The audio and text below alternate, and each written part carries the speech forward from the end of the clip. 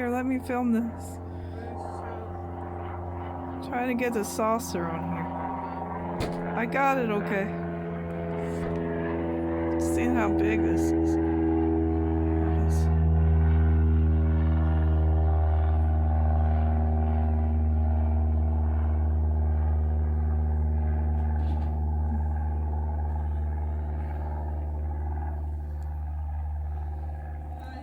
Oh, is that an airplane? Went by.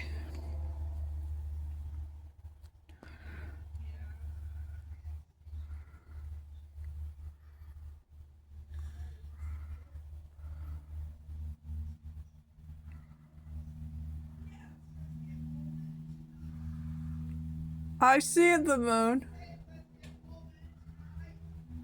Oh, another aircraft's coming, I think.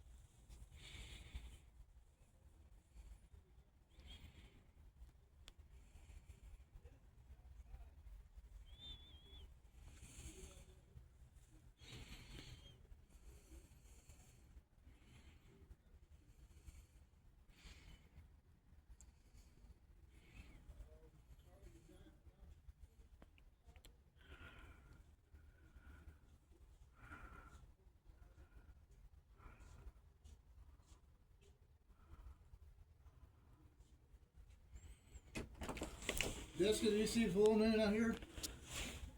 Just look out there. You don't see it? No, it's out there. It's out there? Yeah, it's covers in the clouds. The clouds look weird. Let me turn this light on. You don't see it. I saw it.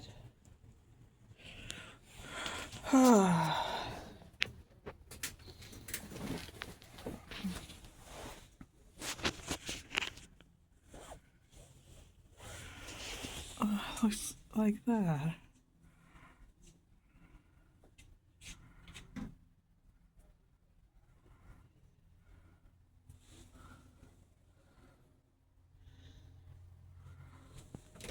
Do you see it now? Huh?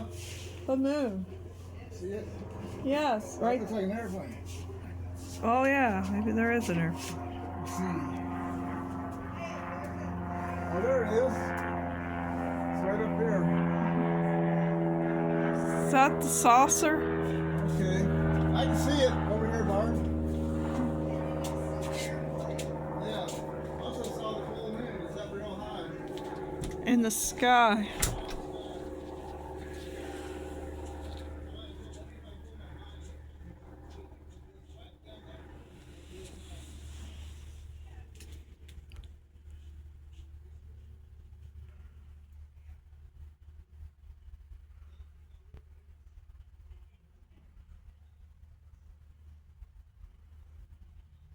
Hopefully I got the camera on right. There's the moon. So,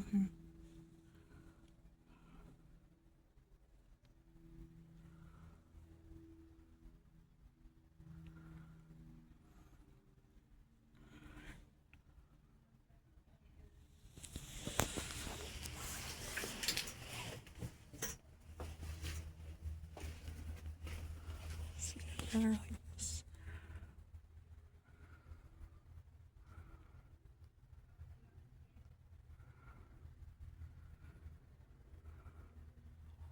There's the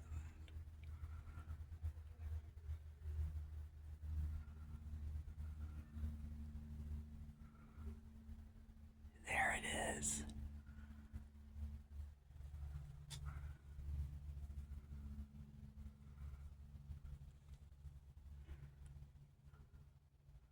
Trying to keep it still and steady. Here.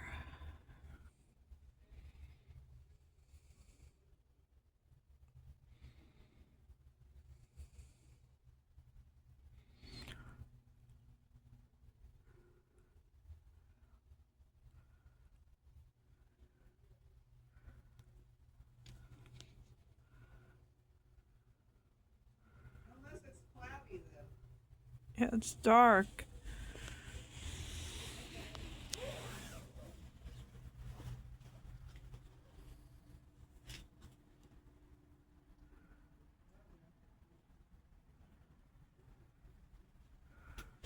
What's this in the sky?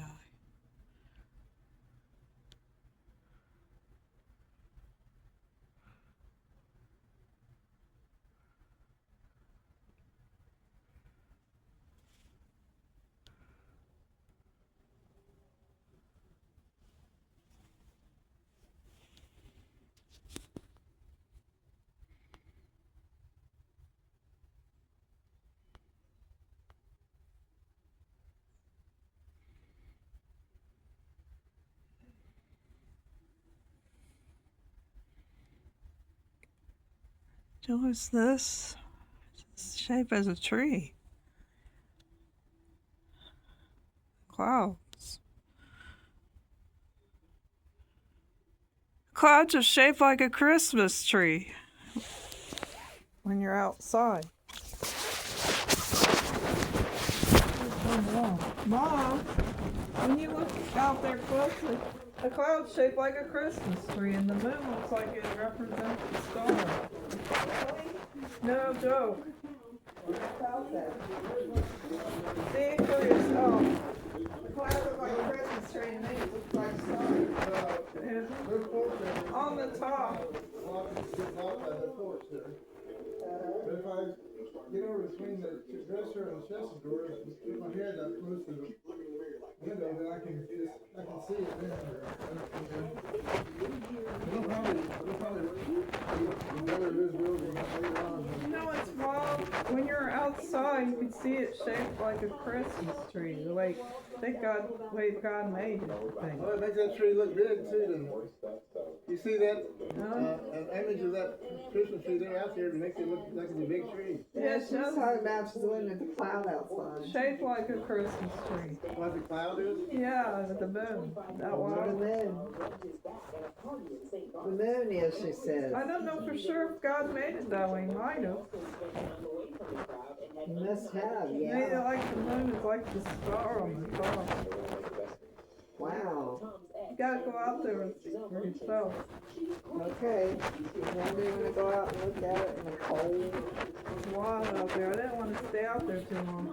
I was just, I'd say I was just seeing any more aircrafts that come by. yeah, Dad says I can look at the moon from inside the bedroom. They lit up like a Christmas tree. They're very cool. I saw out there tonight.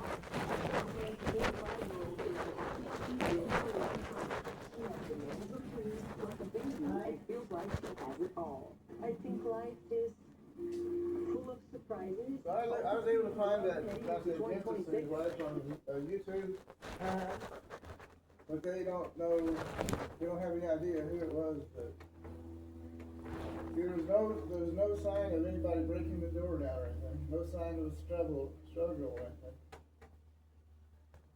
Then, what do you And suppose the happened? man, the dentist was shot several times. His wife was shot at least once in the chest. Relationship is we never let sympathy get in the way. Maybe, I don't know, I'm thinking maybe they shot her. And then the dentist tried to get the gun away from him. He shot him several times while he was trying to get the gun away from him. That's what happened. And then the guy ran off, whoever killed him, right? Yeah, so far they don't have any clue. And there's a camera. There's a big camera on telephone pole, utility pole, right outside the building. Do you think they would have a video or picture of somebody coming out of their house? What, they went through a window? Is there any window opening they shouldn't? Well, they could have went out the back door or something maybe. But yeah, they probably knew there was a camera there. But they didn't show. It should show him at least coming in, if not going out, right? Is this in the Dayton area? Columbus. Yeah, they should. Columbus. I thought it was in the Dayton area even. No, it's in Columbus. Yeah, There's your bathroom. they should have showed them going in and going out. There's something fishy. Something fishy though. You had to go in, you had to come out. And they don't have any pictures of it? I think it's something fishy going on there. Yeah, it sounds kind of fishy. Yeah. They're hiding something. Covering up something again, like they did in the past. They always do that. Is Charlie still in here, maybe? Charles Dickens. Is Charlie still in here, Jessica? Probably. Here's a scripture I can read from Charles Stanley today. The Lord is my shepherd, I shall not want. Psalms 23 verse 1. Here's why I put it like this, Heather, because the water was getting too much sun. It makes the water too hot and poison to Isn't go out that in the water. a beautiful scripture I read? Some of the scratching post is over there now, huh? Scripture I read. Isn't that beautiful? Did you hear me? Yeah, that is beautiful scripture. I read it to y'all. Yeah, It says, the Lord is my shepherd, I shall not want. Like, shall not, you know. Many trust in God. I'm gonna put the towels in the dryer. Then I That can means take a shower. don't trust the material world out there. Gotcha. I can. Trust your family, love your family, like I love my family. Amen. That's I'm right. changing all of us, including Dad and my sister. That's good. What's in that box? God there? bless you. Feel happy. Some of these boxes we can put Christmas on. Be happy. Yeah, that. When I put the Christmas stuff away, Christmas ornaments on those. Be happy and don't worry about the past. God don't want you to worry. Here's a tea box. See that? Okay? Do you want to see what all teas in this selection Of have? course. You want to look at this one? And God doesn't want us to have the spirit of fear either. Yeah, He wants us to be happy, naturally. I know. Just Give me the trash can. There you go. Empty it out. Give her the lid to put it back on when she's done. when you're done looking at it, put the lid. Very good. Give me a new clean trash bag, Jessica. Okay. Scoot that over Yeah, here. it's kind of hard to. On the tray. Because that's pretty well full. Yeah, that happened. I know, I'm gonna empty the trash. I'm gonna clean the litter box.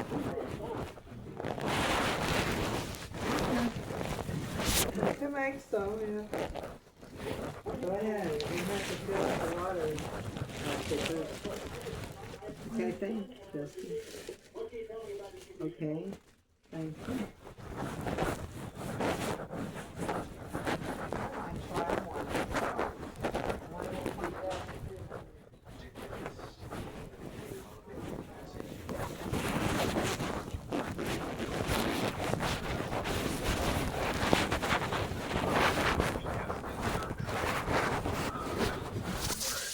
Exporting a lot more than we've been importing, which is a big change from what we've been doing in the past. And I think we're also just having great spending from a consumer standpoint. Like I said, it's a little bit of a conundrum because prices are high, but I think people are realizing that prices are going to remain high where they are, just inflation is going to be in check. And so we need to see those rising wages, and little by little, we're starting to see those wages, increase.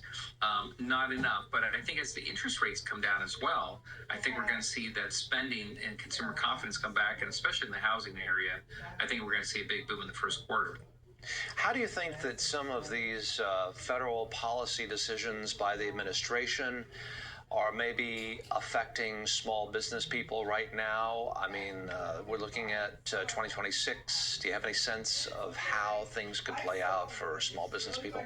I think people are spending their money, and especially on the small business front, the One Big Beautiful Act actually brought one big thing there, which for our small businesses was very, very significant. Actually, two things that were very significant. One was the 20% permanency on the deduction, and the other one was actually the ability to depreciate immediately capital expenditures, which is a huge, huge thing. So rather than taking years to depreciate an amount of investment into your business, now those small business owners are able to take that deduction immediately this year. And that was effective actually retroactively all the way to January 1st. And so I think those investments now are really coming online, and people are spending now and hiring people now. And so I truly believe that 26 is going to have some incredible growth overall in our economy. Talk about the big beautiful. Is you mentioned the deductibility of investments, plants and equipment. Basically means if somebody's in the lawn business, lawn care landscaping business, and he buys a truck, he can deduct the whole amount of that in the current tax year, which is, you're right, is a huge deal. Is that perhaps you said this is retroactive, is that conceivable? That's maybe possibly partially responsible for that high GDP number already? I think so, because I think these investments in manufacturing and stuff like that are starting to come online. Okay. People are basically I see it plans now. drawn up. I mean, a lot of our small business owners said they were waiting to see what happened on July 4th to see whether or not that was actually going to be signed into law or not. And since it did, a lot of those plans now are coming online. Will it move over this way eventually? And even stuff like spending money on a truck, for example, now the interest, for example, on those trucks that you're going to pay on the auto loan. But it might go even up It is higher actually though, made in further the up in the air, U.S. right? That's going to be able to be pretty high expensive. already, So all that interest, which wasn't before, and so I think things like that are really kind of creating that upswell in terms of the economy, and so that's what's pushing for that growth that we saw, that 4.3% number. Well, it does Very look good. cloudy out here. Alfredo It Ortiz is cloudy. of the Yeah, Job right. Creators See clouds Network. around it. Alfredo Ortiz of the Job Creators Network. Thank you very much. It's good to talk to you, and It's I not guess you. it's time to say Happy New Year at this point. That's right. I Happy got New to Year. take some psyllium. And billionaire Bill Ackman criticizing California's proposed 5% tax on the assets of residents worth more than $1 billion.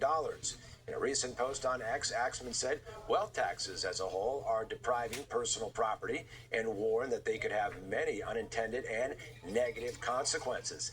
Ackman previously said California is on a path to self-destruction amid reports the state's proposal could cause prominent entrepreneurs to flee. According to the New York Times, both Peter Thiel and co-founder of Google, Larry Page, are considering leaving California due to the proposed ballot measure.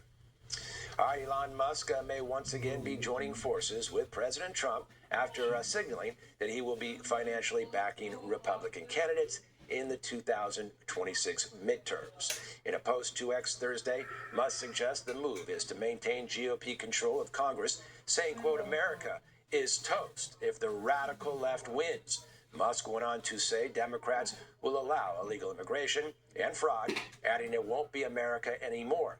During the 2024 cycle, Musk was the nation's top political donor, providing more than $290 million. Musk has reportedly already made significant contributions to Republicans for 2026, but those donations have not yet been made public. All right, Texas Democrats are ramping up the competition less than a year out from the midterms.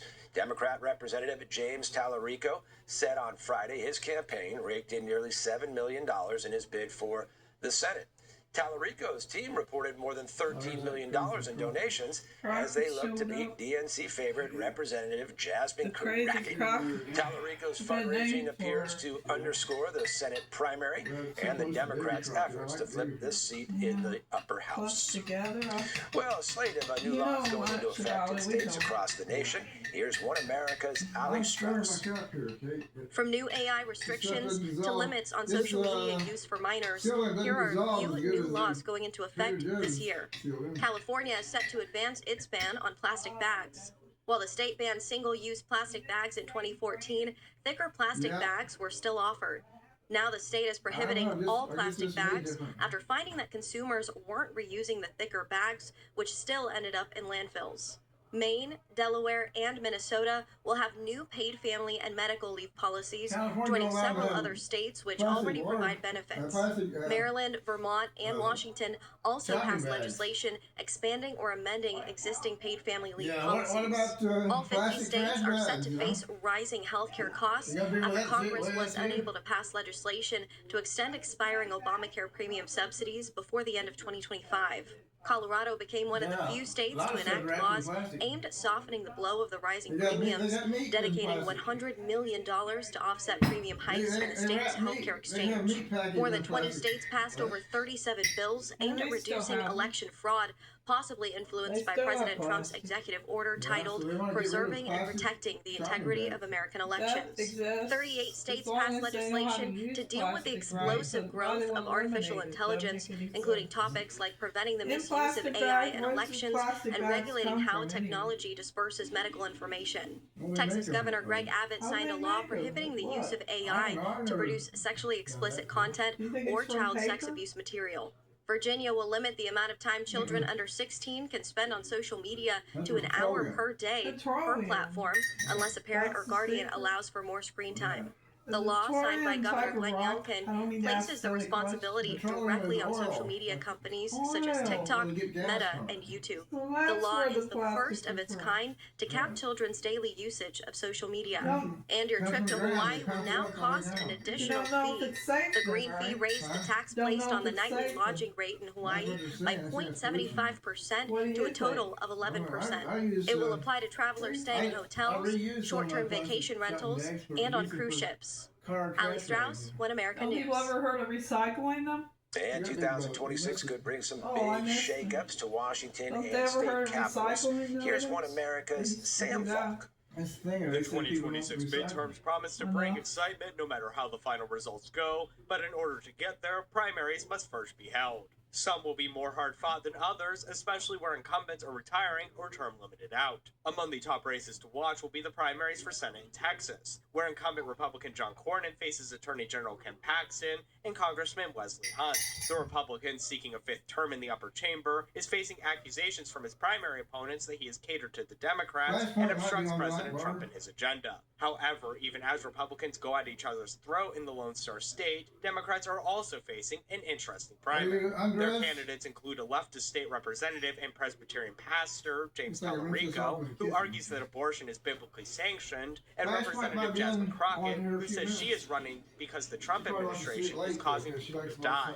People are literally going to die. So this isn't a time to be comfortable.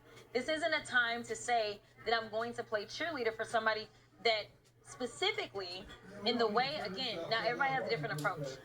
But my deal is, if we're not going to expand the electorate, we can expect the same results. In Georgia, Republican Governor Brian Kemp, his term limit is out, setting up a bitter fight between his side of the party and the MAGA wing of Georgia Republicans. The primary will see Trump-backed Lieutenant Governor Burt Jones face off against Attorney General Chris Carr and Secretary of State Brad Raffensperger, two individuals who have received President Trump's ire due to their repeated insistence on the fairness of the 2020 election in the Peach State, as well as perceived inaction against Fulton County DA Fani Willis's targeting of the president and his lawyers for legally challenging the results. Lieutenant Governor Jones is blaming his primary opponents for letting Willis engage in lawfare, saying he will hold Democrats accountable for wasting taxpayer dollars. And while liberal media kept fueling outrage with false stories, our Attorney General Chris Carr and Secretary of State Brad Raffensperger stayed silent. They sat on their hands and refused to act. Real leaders stand up to corruption. Had that happened here, Fani Willis would not have been able to stick millions of dollars of costs to Georgia families. Georgians deserve leaders who won't play political games. In Michigan, incumbent Senator Gary Peters announced his retirement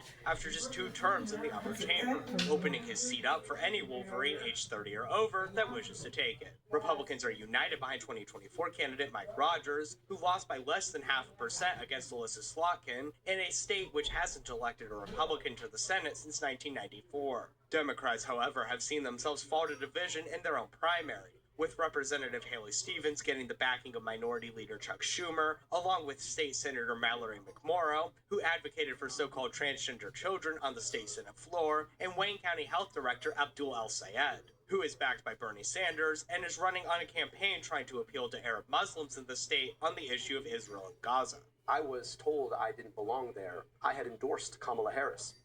I was the first Arab Muslim leader in Michigan to endorse her because I knew whether you saw this election from the eyes of a child in Palestine or the eyes of a child in Detroit, that Harris would have been better. And at the same time, the party was doing everything they could to ignore this challenge. In Maine, incumbent Republican Susan Collins is running for her 6th term in the upper chamber, while Democrats are divided between 78-year-old Governor Janet Mills, backed by Chuck Schumer, and one-time self-described communist and oyster farmer Graham Plattner, who has Bernie Sanders' backing. Plattner has brought large amounts of attention to the state with controversies around tattoos of Nazi insignia and racism against white rural Americans. Senator Collins says she does not have any tattoos, which could come up during the campaign. I'm pleased to say I have no tattoos, hidden or otherwise. Which brings us finally to the Golden State, where Republicans haven't won statewide since 2006 and their gubernatorial election. California has a jungle primary where all candidates run on the same ballot and the top 2 face each other in the general election, regardless of party. There are multiple high-profile Democrats running, such as Representative Eric Swalwell, former HHS Secretary Xavier Becerra, billionaire Tom Steyer, and former Representative Katie Porter. 2 major Republicans are also running, Riverside County Sheriff Chad Bianco and conservative commentator Steve Hilton, and polls are showing something unique. Namely, the 2 Republicans are running in the top 2 positions in the primary, meaning Democrats could possibly be shut out of the general election entirely. Bianco is saying that he will work with Democrats to get his agenda passed and taxes cut, despite the uphill battle he faces. I work with a 4-1 Democrat board. Okay. I've never been told no. We've never fought. We disagree for sure, but we always come to an agreement of what's best for our residents. And that is how government is supposed to work. Sam Falk, One America News. And straight ahead on One America News, CEO of retail company Saks Global stepping down. Why the company says the executive made that move. Plus, a Christmas season comes to an end for many Americans. Carnival season is about to begin. Details on the celebrations centered around the city of New Orleans. We'll be right back. They're showing a parade. Somewhere else, but you forgot to show the Rose Parade. Yes, sir. I might be a rerun. Hey, so I just got back from this holiday trip. I swear, true story. I got really sick the second to last day of the trip. So we got a new sponsor, All Family Pharmacy, and they said, hey, we want to get you a travel kit. Thankfully, we had it. Folks, All Family Pharmacy had us totally locked and loaded. They made it easy to get life-saving medications like ivermectin, antibiotics, hydroxychloroquine, blood pressure meds, you name it. No hassle, no red tape. It's a great company. Check them out. Visit allfamilypharma.com/Bongino. Use code Bongino10 for 10% off your entire order. Insta-Cozy Photo Blanket, the customizable blanket that's all about you. Scan the code on your screen now and upload up to 9 of your favorite photos. Pick the style and size you want, and that's it. The Insta-Cozy Photo Blanket is proudly printed in the USA and ships absolutely free. This is a limited time TV offer and not sold in stores. Wrap yourself in comfort and memories with an Insta-Cozy Photo Blanket. Scan the code on your screen to order now. Hey, Blake Anderson here. Oh, somebody's got a flashlight. Tactical flashlight. Must be walking. Oh, they are walking the dog. The white high beam LED is bright. Yeah, somewhere. Super bright. You can see it from 2,000 meters away.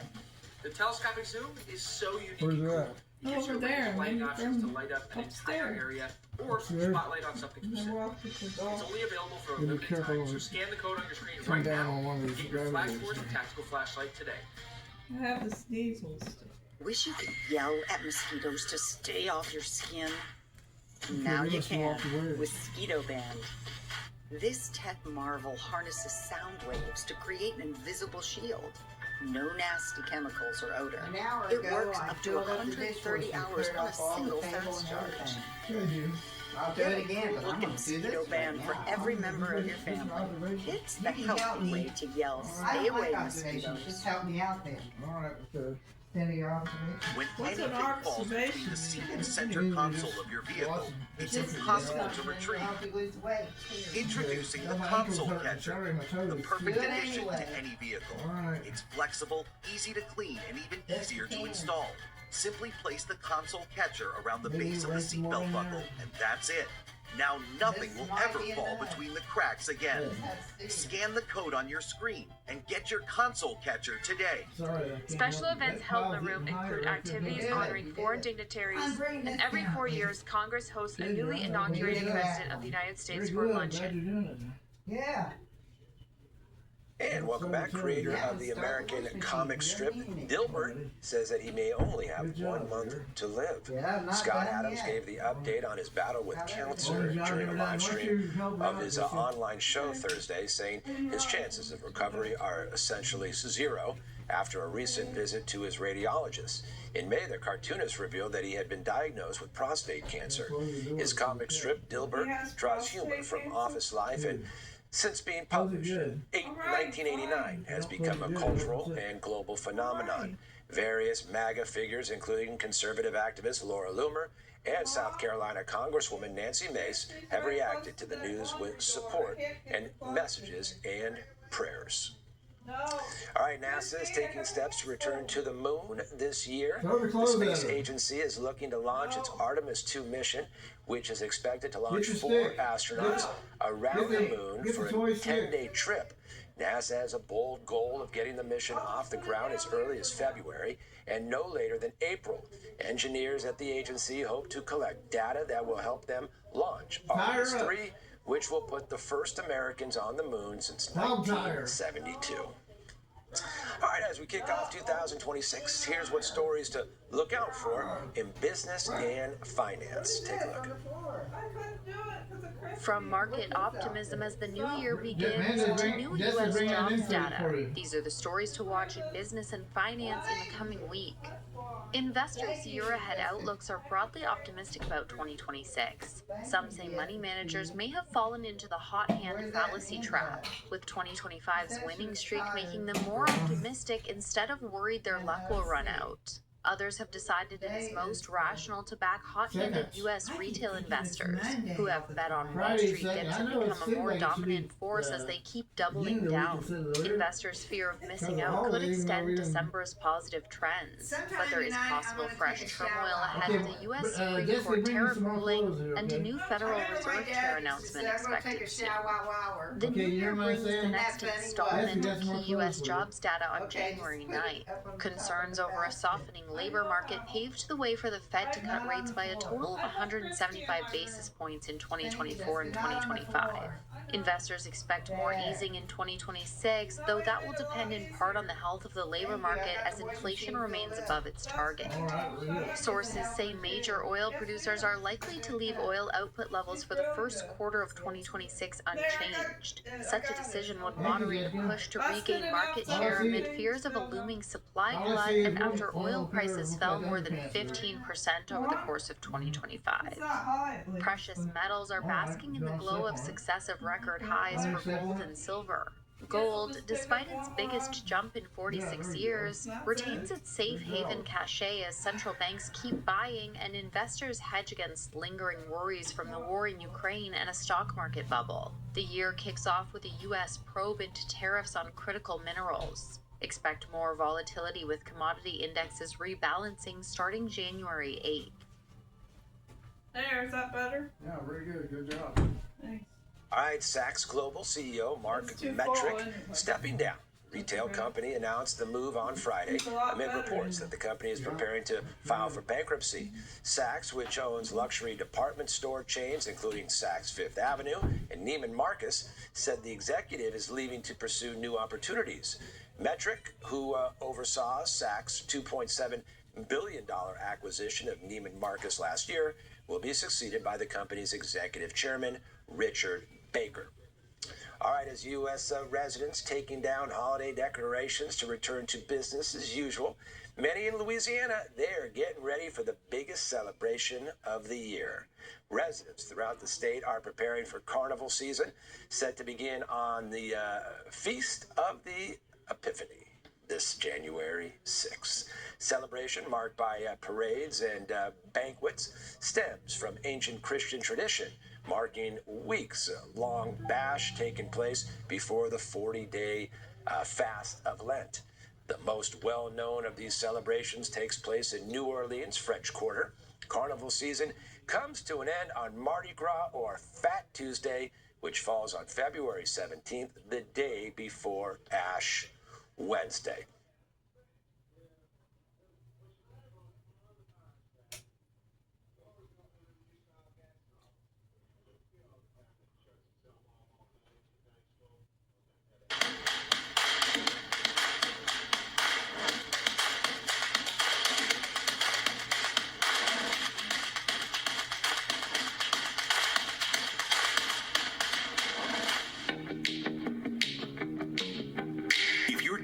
Sounds funny in the evening. You're watching live from Studio 6B on Real America's Voice.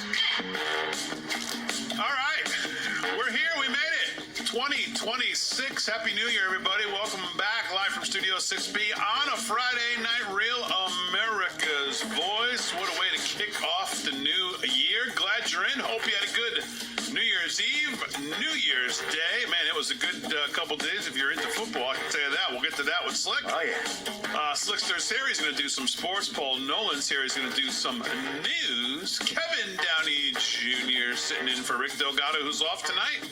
Aaron and Fran holding it down as always. Kevin will have some news as well. Let me start with Kevin since we didn't see him for Christmas Eve, Christmas Day. Mr. Downey Jr., how are you? I'm groovy, thank you. How was your Christmas Eve and Christmas Day, first of all? Oh, they're wonderful. Didn't have to go far. Stayed here in Long Island. Didn't drive to Michigan, which normally we would, but we stayed around town this time, and it was a lot of fun, and I appreciate not spending 24 hours in the car. Okay, yeah, that's always a good thing. Yeah. How was the ringing in of the new year here this last couple nights? You were on the road for that. I saw some videos you put out. Yep, I was at doing shows New Year's Eve. I was at the Paradise Stream Resort in the Poconos, and the night before Cove Haven, also in the Poconos. Two great shows, a lot of fun, and maybe a little too much whiskey after the shows. Okay, never would have guessed. That's very unique. That's a lot of character for you, Kevin. All right, very good. Kevin Downey Jr. will have some news here tonight. Slickster, how are you? I'm doing good, Big Z. How was the New Year's Eve party that we all knew about? Yeah, it was quiet this year, actually. Really? But, yeah, a little quiet, but that was okay. It was really good. I tell you, I enjoyed. You know what I enjoyed? Diana Ross. Believe it or not, she came. They like the New Year's. Yeah. I've never seen Diana Ross. She looked young. Yeah. Rather than what he called a weak settlement that could leave Ukraine vulnerable. He reiterated that Ukraine wants peace, but not at the cost of its sovereignty or security. The remarks came amid ongoing Russian pressure, including reported drone attacks over New Year's Eve, underscoring that fighting does continue, even as the diplomats are talking and trying to find a peaceful resolution. Now, on to Mr. Sharp's trip to Russia and the Donbass region and his exclusive investigative report. While in that region, he gathered first-hand stories from people that have been living through this war and discovered how Russians view the conflict with Ukraine, revealing perspectives rarely seen in our mainstream Western media. This was a direct look inside Russia's war mindset, from destroyed towns to exclusive interviews with those facing the reality of the conflict every day. Now, you're going to be able to watch this exclusive documentary right here on OAN beginning next Monday. Here's a preview. My name is Pearson Sharp. I'm an investigative reporter for One America News. I went to Ukraine, Russia, and the Donbass. I spoke with the people living on the front lines of this war. What I found, it's hard to believe unless you've been there. So you're suggesting Russia will use nuclear weapons? The truth matters, and Americans deserve to know. This is the story of Donbass. Here now, our very own Pearson Sharp joining us in studio to talk about, this is called Ukraine War and Peace. War and Peace. Started watching it. Thank you for that, by the way, so I can get kind of an inside peek into what you covered. First and foremost, let me say thanks for doing this. You went over there for almost 3 weeks. You didn't have security. You didn't have a cameraman. You didn't have a producer. This was you and a camera. Is that it? Basically like this the whole time. Yeah. Okay. Did you have body armor? Did you have a gun? No, didn't need it. Okay. Well, again, didn't need it. Let me say thank you, my friend. Yeah, absolutely. What did you uncover? Well, as you know, we get pretty much one side of the story over here. And with Biden having started this war, you know, we have a pre-prepared narrative for everyone to consume in the West about how this is Russia's invasion and aggression and how they've just set out to destroy Ukraine and then they're going to move on to Europe and then the world and who knows. Right. That's what we've been told for decades. Yeah, and to play devil's advocate, he did strike first. He attacked. However, there's decades of stuff beforehand. Decades of build up to that. We have to talk about, correct, right? No one talks about when you're being provoked. They only talk about when you react. And that's the situation here. We provoked them for decades. We said after 1991 that we wouldn't move 1 inch east into, you know, pushing NATO forward. Right. And we did. We added 16 countries to NATO after that, pushing it right up against Russia's doorstep. So that's definitely aggression from their perspective. Right. We said that Ukraine would never join NATO, and then they've you been have talking about that for years. About Biden coming out and saying, "Yeah, we're gonna bring them in." Right. You know. Didn't we say we didn't have any of those? Not chemical plants, but the different... the bioweapons plants. Yeah, the bioweapons plants there. And then we found out there were, I think, like 43, 46 of them. Yeah. So... And Victoria Nuland coming out and saying, no, we have absolutely none of those. And then in a hearing, someone said, well, actually, what about these right here? And she's like, well, we do have those. Yeah. You know? So again, I'm not giving any excuses to Vladimir Putin. We know exactly what kind of guy Putin is. I mean, he's KGB. But there are killed two people. Well, there's always two Bush sides. Was CIA, you know. Exactly. You know, exactly. There's two sides to every story, and that's the point here. And I just wanted to go there and show people that more is happening than what we've been told. Yeah. And you know, I'm not prescient. I can't see everything that's happening. I can't report on everything that's happening. But I went there and I talked to the people who were there, and this is what they told me. That's all I can report, and that's all anybody should report. Sure. You don't speculate. This is what happened. Right. Now, when you went to Donbass, because I believe that's the 10% Zelensky's talking about, right? Two of the big sticking points for Russia is who's going to control Donbass when this is all over, and will there be U.S. security forces providing security or even EU forces? Putin, of course, is a no on that and a yes on give me Donbass. That's probably the last 10%. You went to Donbass. What'd you find? What did those people living there tell you? And do we have a clip of somebody that you interviewed from there? Yeah, we have a clip from Maria. She was just saying that she's a guide and she's been going down to the region and like seeing this stuff firsthand. She's Russian, and she actually flipped her entire mindset from the beginning of the war. She was totally anti-Russia, anti-Putin, hated him, protested outside the Kremlin, and then went down there. Wait, is she Russian or Ukrainian? She's Russian, and she was against Putin, and she was protesting outside the Kremlin. Okay. Because, you know, you can't do that.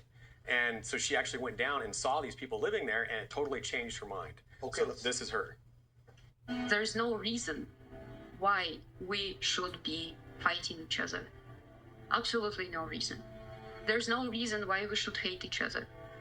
And actually, Russians don't hate Americans. They don't. We don't hate anyone. We don't even hate Ukrainians. On, when we talk about just normal human level, it's not us.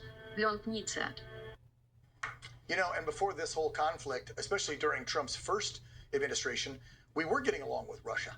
Yeah, more or less. Even W had a good relationship with Putin. Yeah. Right? Obviously, Obama didn't, Biden didn't. It's always interesting, right? Yeah. That they wanted Democrats. to make him the boogeyman, the bad guy, whatever, and push back and do things that we went against what we promised Russia, like you just pointed out, 4 decades, since 91. But then Republicans get in, they try to work with him because, hello, we're trying to keep peace. That's what all Trump wants. All Trump ever says is, I just want peace. I want the killing people to stop dying. Stop, right. Yeah, exactly. Stop dying. Yeah.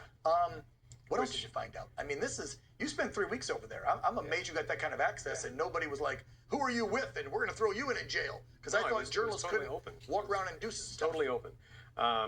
I was able to go down and talk to the people living in the areas. I was able to talk to some of the soldiers who were over there. I actually talked to some Ukrainians who had been soldiers and they defected and they joined Russia to fight for Russia. And they said that they had been used as basically cannon fodder by Ukraine. We've heard that. They were all kidnapped. All of them said that the police came to their house. They dragged them out in the middle of the night. Yeah, it's not the old school conscription. It's you're in the military. You don't like it. None of them wanted to fight for Ukraine. They all said they thought that Ukraine was a corrupt regime. And I asked them, how do you respond when people say you're traitors? And they said, well, we're not fighting against our countrymen. We're fighting to save them. We're fighting to free them from Ukraine. So it's kind of an interesting way to look at it. Yeah. I mean, this war, that's the whole thing. Unless you're on the ground, you're not going to get... No, because one side's going to tell you one, the other, and they control media. I mean, it's... So, bottom line, you got to watch this 90-minute special. We're going to start airing it next Monday night, and then we're going to run it several times all throughout the week. Next week. There we go. There it is right there. So, Monday the 5th, the first airing will be at 6:30 p.m. Eastern, folks. So that's right before this show. 90 minutes before this show, tune in Monday, 6:30 to watch Ukraine, War and Peace by our very own Pearson Sharp. Pearson, great job, man. Glad you're safe and sound. Oh, can't wait to go back. Okay. Thank you for that. Appreciate it. Straight ahead. Whether folks want to admit it or not, we are in a silent war right here at home. That's about to blow up in our face. And that's the fight against Islam taking over America. And I hate to tell you, it's already happening in several cities across our great republic, with, of course, the most notable, New York City, and the swearing in on New Year's Day of a professed Islamic Democrat socialist. More on that when we return. Hey, so I just got back from this holiday trip. I swear, true story. I got really sick the second to last day of the trip. So we got a new sponsor, All Family Pharmacy, and they said, hey, we want to get you a travel kit. Thankfully, we had it. Folks, All Family Pharmacy had us totally locked and loaded. They made it easy. Life-saving medications like ivermectin, antibiotics, hydroxychloroquine, blood pressure meds, you name it. No hassle, no red tape. It's a great company. Check them out. Visit allfamilypharma.com/Bongino. Use code Bongino10 for 10% off your entire order. The Cozy Photo Blanket. The customizable blanket that's all about you. Scan the code on your screen now and upload up to 9 of your favorite photos. Pick the style and size you want, and that's it.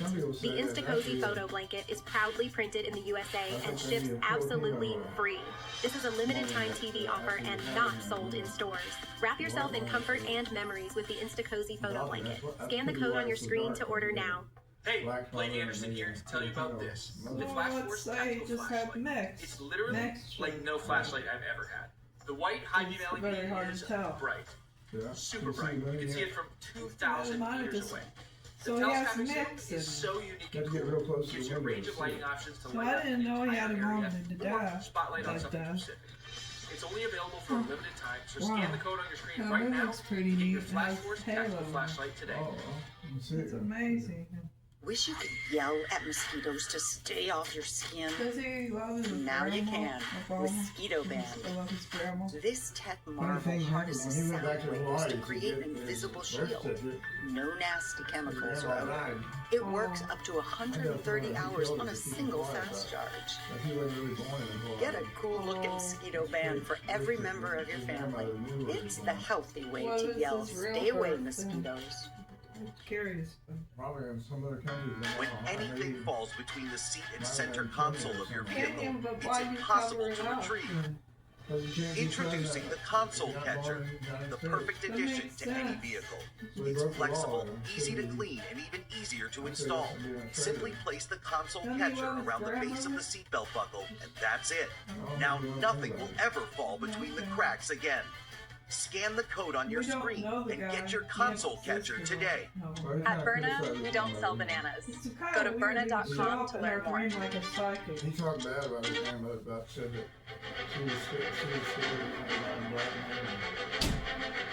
Probably the scary part would be my sister had experiences. We will replace the frigidity of rugged individualism with the warmth of collectivism. What in the hell happened to America? Individualism. That's, I mean, this is a capitalist society, brother. What are you talking about? Collectivism. Oh, yeah. He's a liar, that's right. You Democrats are using new language in 2026 so you don't scare away so many independents. So you can lie to people like your Quran tells you to, right? Since you're Muslim. I'm talking about the newly inaugurated mayor of New York City, a guy named Zoran Mamdani, who in his inaugural address promised a new era of collectivism. You know what that is, folks. That ism is just socialism.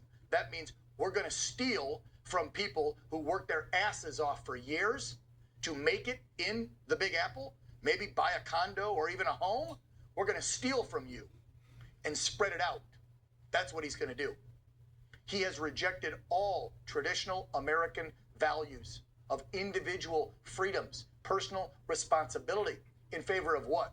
Expanded government and control, all driven by socialist, Marxist policies. Folks, if there ever was a red-green alliance of radical lefties, forget the R word, of lefties in our country and Islam in our country, this is the poster child right here. This whack job in a $2,000 suit who keeps talking to you about spreading the wealth, share the wealth. We're going to take from the rich white folks and spread it around. That's how he won.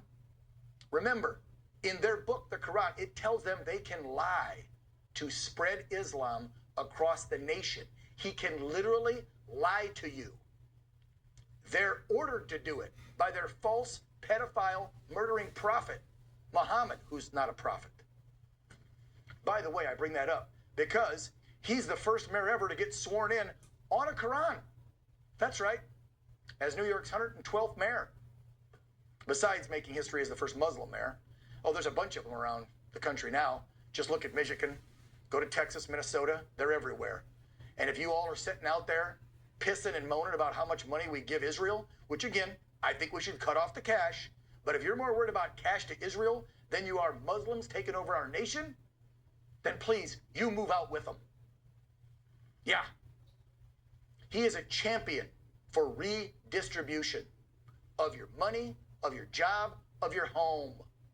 We already told you about that COPA Act. I'll get to that in just a second with our next guest. This radical doubled down in his speech, vowing to stick his iron-fisted socialist agenda right up your you-know-what, New Yorkers, and you let him win. Publicly funded daycares, publicly funded grocery stores he's talking about, rent freezing. And last but certainly not least, a massive redirection of the New York City Police Department and how he's going to make them like a social program experiment instead of cops being cops. The total price tag for all this BS he wants to institute? Oh, at least $10 billion a year, and you're going to pay for it in the form of tax hikes. Good luck, New Yorkers. Brace yourselves. You're reaping what you sow. I was elected as a democratic socialist, and I will govern as a democratic socialist.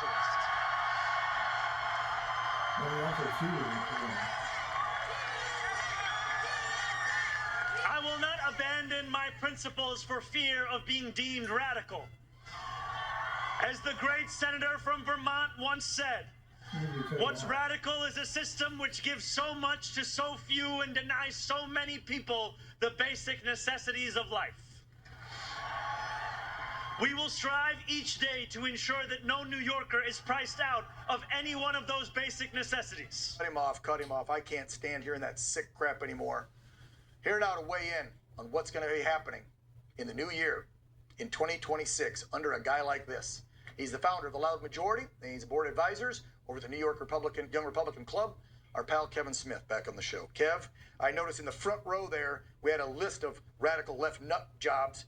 Bernie Sanders and his wife were there. AOC, Letitia James, who should be in prison, and the Gov, Miss Hochul. I highly doubt you went to that swearing in and speech. Yeah. Or did you? Just to see what the clown show was all about? No, I thought I'd save myself from having to see a gaggle of the most useless people in New York. But look, Dan, we had a good run. You know, just over 400 years New York had. There was a time, it was great, you know, there was the Yankees in the 90s, and there was, Studio 54 and all the great nightclubs, and now it's all over. Rudy Giuliani, you had America's Rudy mayor. Giuliani, yeah. Yeah, he cleaned a mess up left by other idiot mayors. You did, you had a good run. And I think you're done. I hate to say it, Most but people, I think you're done. Most cities don't get 400 years, but we did, so I guess, enjoy it while we have it. I just don't. One of his first orders of business, after he got sworn in on the Quran, down in some 100-and-some-year-old train depot thing that's been closed off for years. I guess he wanted to hide while he did it. With Letitia James, there it is. There's the video, hiding from the public. The first thing he did is he signed an order pretty much undoing and repealing all of Mayor Adams' executive orders. I'm like, holy what? Yeah, just get rid of all of them. Now, I'm not saying that Mayor Adams was a peach, but there was a few things he put in place that were probably important. Kev, what's a couple of the ones he pulled immediately? Well, one of them, and the big one, was showing support for Israel in New York. Now, this isn't a conversation on how you feel on Israel, but New York is the second largest home to the Jewish population in the world outside of Israel. Exactly. That's stuff that matters to many New Yorkers. It matters to many people here in New York. There was another one that he said he's going to go over after he's in office, was that COPA nonsense that I know you spoke about earlier. But basically, there was 18 executive orders that Eric Adams had put in since his federal indictment, and Zoran decided that, since the fraud, New Yorkers don't like him anymore, so we're just going to repeal all of them. Right, well, let's bring those two up real quick so we can hammer down on them, Kev. So the first one was an anti-Semitism one, meaning you couldn't go heckle and harass or hurt, injure, spit on Jewish people at their temples, at college, whatever. He repealed that. So now, go ahead, Muslims. I guess you can go spit in the face of a Jew tomorrow in New York and you won't get in trouble for it. Yeah, now they can organize outside of synagogues. And look, I don't care what you are, Catholic, Muslim, Jewish, Mormon, Jehovah's Witness, you should be able to pray in peace without having people accost you on your way out the door. Yeah, as long as that, and I don't call it a religion, as long as that civilization, that political religion of Islam isn't calling for the death of America, then no, you don't get to fall under freedom of religion. Sorry, that's the one where I draw the frickin' line. I know you do too, Kev. The COPA Act, that's a big one. We did a whole interview on it 2-3 days ago on the show before the new year. If you don't know, folks, the city council approved it. I think Adams was against it, but the mayor's going to sign it. So, Kev, you want to sell your house, your condo, before you can do it now, you got to get approval with your building department in New York. It could take up to 6 months to get approval, and you have to offer it up to the government or an NGO first. What if your neighbor wants to buy it in a 30-day escrow and you're trying to move the hell out of there to Florida? Oh no, not in Mr. Marxist New York. That's the COPA Act. Meanwhile, he's doing this to quote, get rid of bad landlords. Oh, whatever. Somebody ought to tell him that the worst landlord and the largest landlord in New York City is New York City. They are the largest property owner in New York City. So he did this big thing. If you have a bad landlord, make sure you call this number. Well, if you've ever been inside of the New York City Housing Authority buildings with the black mold and the leaks and the rats and the rodents, you're the worst landlord in New York City. Yeah, speaking of the rats, I happened to see, just because you threw it out there, that was one of the mandates that Adams had put into effect with an EO, was a bigger department to get rid of the rats. He even undid that one. Anyway, because he cares about the little people and the rats gnawing on them while they sleep. Last one. If you wondered, folks, why you should not support this psycho, here's a person giving her the thumbs up on this guy, and you know who she is. Zohran Mamdani will be the first Muslim mayor of our great city. He will be our first immigrant mayor in over a century. And he will be the youngest mayor of New York City in generations. But most importantly, Zohran will be a mayor for all of us. When you get an endorsement from AOC, you know what you're getting. Kev, I'll give you the final word on this. It won't be the final word we say about this clown, because it's going to be a wild 4 years with him running the Big Apple, if he makes it through all 4 years. Go ahead. First off, I just love AOC saying our city. First off, lady, you're not from the city. You're from Yorktown Heights.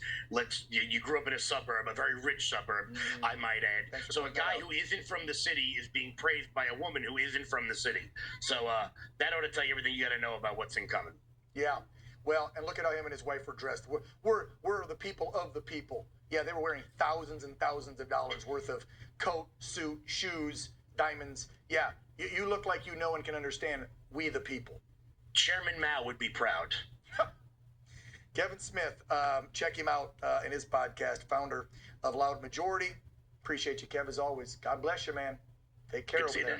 Yep. Up next, Bobby Kennedy Jr.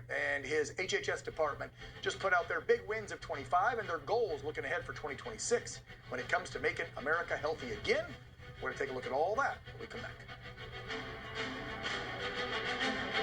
It was weird before Obama Hey, so I just became got back from this president. holiday He trip. said I he was swear, going to true be story. I president, got and really sure sick enough, the this second to happened. last day of the trip. You ever So we had got a your new dream sponsor, like that All from Family County? Pharmacy, and they said, hey, we want to get you a travel. Where Obama, Thankfully, he'd show we up had in folks. All RPA Family box. Pharmacy had us totally I'd say it's locked. just a dream. They made In a these dream, life-saving differently to medications like ivermectin, I wouldn't worry about antibiotics, you, man. He hydroxychloroquine, was blood like pressure talking meds, to me you and name it. saying, No hassle, guess no what? I'll be waiting. your It's a great first company. president. Check them out. Visit allfamilypharma.com/Bongino. Use code Bongino10. And it 10% happened. off your entire order. Before The Cozy Photo Blanket, the customizable blanket that's all about you. Scan the code on your screen now and upload up to 9 of your favorite photos. Pick the style and size you want, and that's it. Makes me The wonder if InstaCozy he's a Photo Blanket is sidekick. Is proudly Obama printed in the sidekick? USA and ships absolutely free. No, This is a limited time TV offer and Yeah, not no. sold in stores.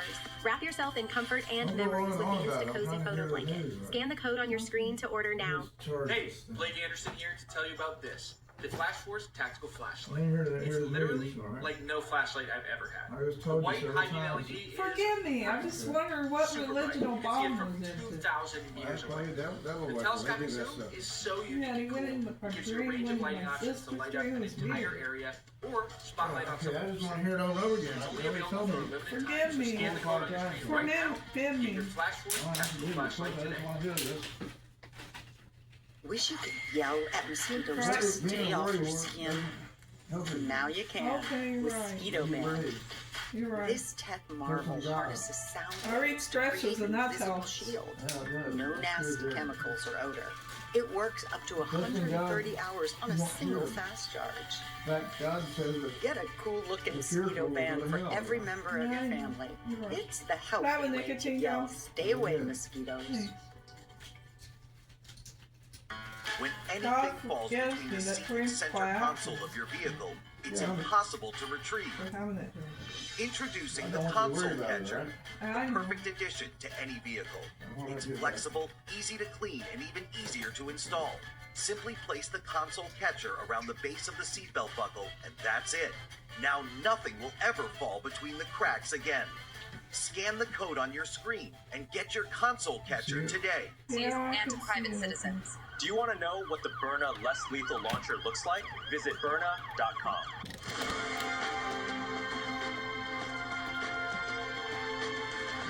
Really down.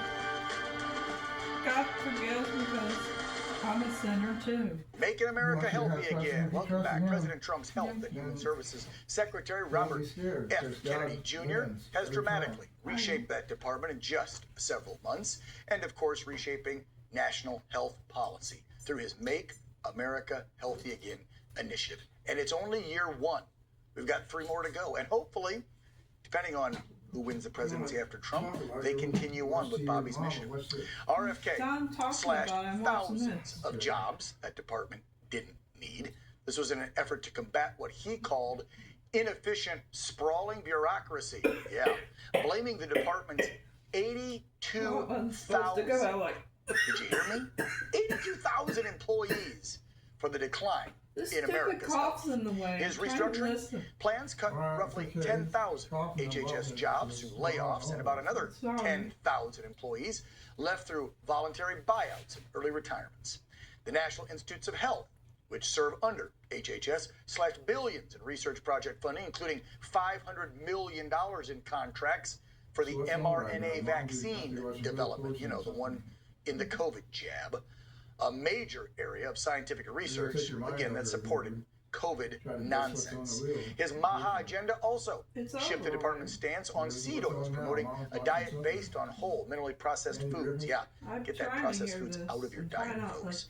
Also raised concerns over the use of fluoride and warned about the potential risks of Tylenol during pregnancy, particularly regarding children development issues like autism, ADHD. The Make America Healthy Again agenda also includes overhauling chemical ingredients that can leach into our food and water. EPA Administrator Lee Zeldin says his department will regulate the use of 5 commonly used chemicals in construction and industrial materials that can migrate into food from plastic and other materials like the packaging in the processing plants. Think about all that crap.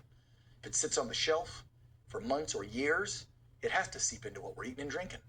The move includes phasing out petroleum-based food dyes, removes the ability for companies to self-certify new chemicals and ingredients as safe without notifying the FDA or the public, and increases restrictions on agriculture chemicals linked to neurodevelopmental issues.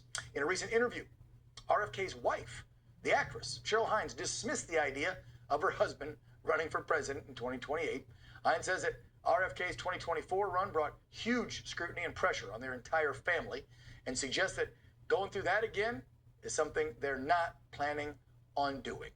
And so again, I hope he stays put at HHS, and the next president after him continues to let Bobby helm HHS to make our food, water, air, everything healthier again. Joining us now to discuss all this, she's a retired medical doctor and infectious disease specialist, Dr. Lynn Finn, on the program for the first time. Doc, thanks for joining us. So that was kind of a little bit of a recap of things that Bobby's put into place just in 2025.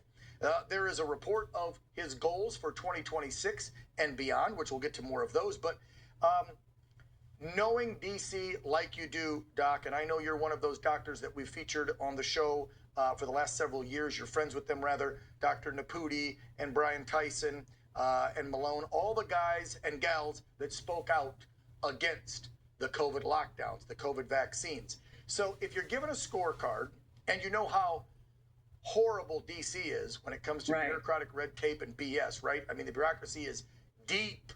Even with Bobby getting rid of 20,000 of 80-some thousand, it's still deep. What would you score him on the first year for at least trying and implementing some of the healthier mandates? I would give him a solid B. Okay. There's actually nothing wrong with that because we're dealing with the speed of government. So yeah, it's hard to get an A in Washington D.C. on anything. Yeah, it's nearly impossible to get an A. So we'll just say with the bell curve that a solid B is what I would give him for his changes, because he's up against quite a behemoth. So he's got the B for 2025. What were some of the most significant ones in your mind as a medical doctor, number one, but then also infectious disease, because he did things when it comes to the scheduled vaccines for kids. He did stuff with that mRNA crap that's in the COVID shot, and then all the stuff he's trying to remove from our food with the dyes and the fluoride and the water from the water. So if you had to point out maybe 2 or 3 of the top things as a doc, you would say these were great strides, what would they be? Well, I mean, I love the fact that he's looking at toxins in our water, our food, and our medicines, because they're coming from somewhere. And when we have increasing chronic illness and we have increasing mortality, morbidity, disability, and we're clearly doing something wrong. And I laud him for looking at all angles and attacking things like some of the pesticides, some of the seed oils. I mean, when they took animal fats out of our diet, what happened? Heart disease went through the roof. They tried to sell the idea that canola oil, processed oils, and all these machine lubricants were actually good for us, when that is clearly not the case. They want us off animal fats, and that's a huge problem. But he's turning that around. I like the fact that he drew attention to what ACIP just recently determined, and that is, the birth shot of hepatitis B for a newborn is completely and wholly unnecessary. Amen. And that's being turned around. Let's be real. About 90% of the vaccines you give a newborn kid, in my opinion, are unneeded, because you and I are from a different generation than the kids today, obviously. And I remember in the 70s and 80s seeing my little shot card. It had like 2 or 3 shots on there. And today it's got how many? You know how many are on there. How many shots are on the by card the time today?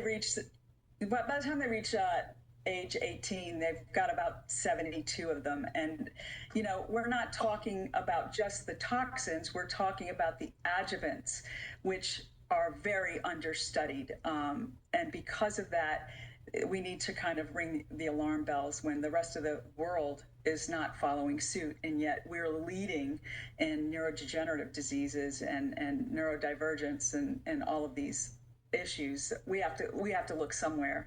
And I'm all about precautionary principle. Precautionary principle is what has been left behind. If we're seeing a red flag, if we're seeing a safety signal, we have to pull back first and then prove it has the robustness to be added back. And in RFK Jr.'s case, that's what he's doing, and that's what we voted for. Yes, right? it is. Yes, it is. A couple things looking forward. President Trump, of course, has ordered RFK to now fast-track a review of all childhood vaccine schedules going into the new year, and I'm hoping to God that then Bobby can get a bunch of those things off of the schedule in 26. Right. That's one headline that I wanted to show. Another one that I hope really happens is HHS has now launched, and going into 26, this will be big, a federal crackdown on transgender surgeries for kids. That's another big one for me because it's a mental illness. You cannot change your gender. No. And I love that he is banning junk food and other crap from the SNAP program and from schools, because let's be real, under the Obamas, man, did they put a lot of crap in the schools that they said were okay. And so looking forward to 26, bouncing off of what Bobby's done so far in 25, what do you see, or what do you hope to see changes come 26? I hope to see the end of all mandated medical interventions.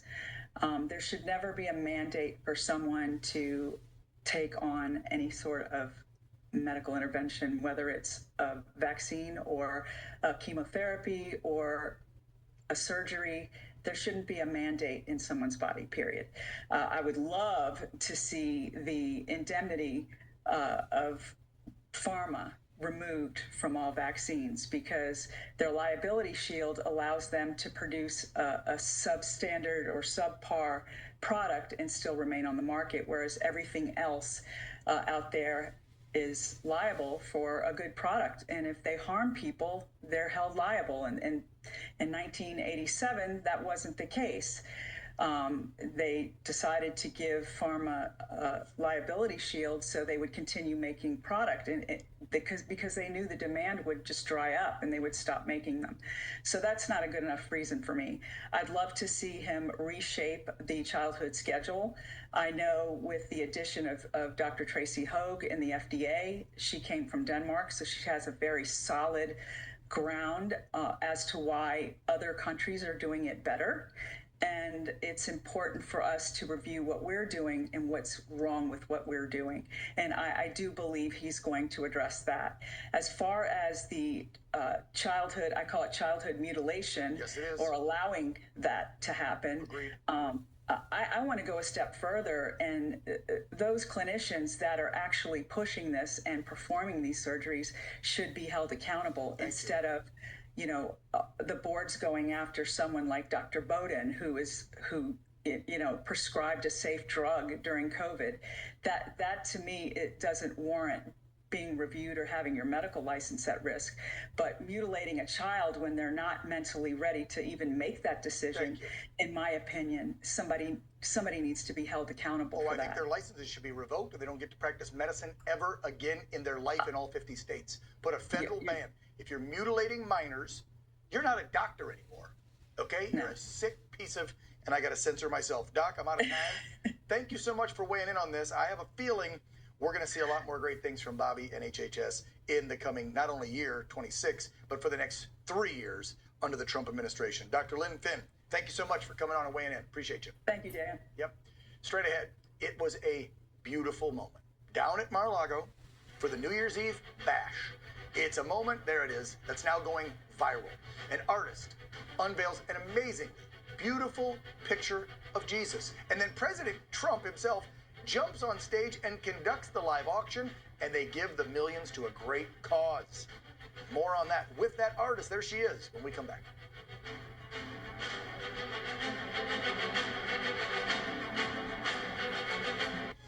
Since we're going to be talking about preparing for a time of crisis, we have a brand new sponsor, All Family Pharma. They're cutting through the red tape to get you the meds that you need fast, easy, with no interference. Whether it's ivermectin, hydroxychloroquine, antibiotics, or other essential medications, they're bypassing Big Pharma, fighting for medical freedom so we can make America healthy again. Visit allfamilypharma.com/Don Jr.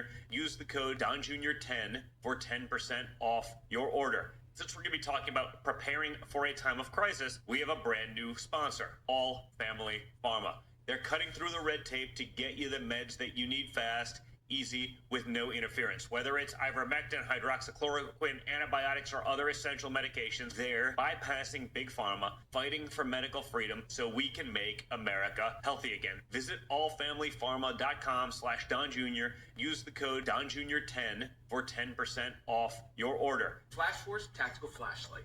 It's literally like no flashlight I've ever had. The white high beam LED is bright. Weird. Super bright. You can see it from 2,000 meters away. The telescopic zoom is so unique. I don't want to It gives you a range of lighting options to light up an entire area or spotlight on something. Weird. Sometimes it's only available for a limited time, so scan the code on your screen right now to get your Flash Force Tactical Flashlight today. Wish you could yell at mosquitoes to stay off your skin. Now you can with Mosquito Band. This tech marvel harnesses sound waves to create an invisible shield. No nasty chemicals or odor. It works up to 130 hours on a single fast charge. Get a cool looking Mosquito Band for every member of your family. It's the healthy way to yell, stay away mosquitoes. Say to them, we see you and we're here to help. Please don't delay. Call, scan, or go online now. But they know other stuff like the living facilities are not safe for people.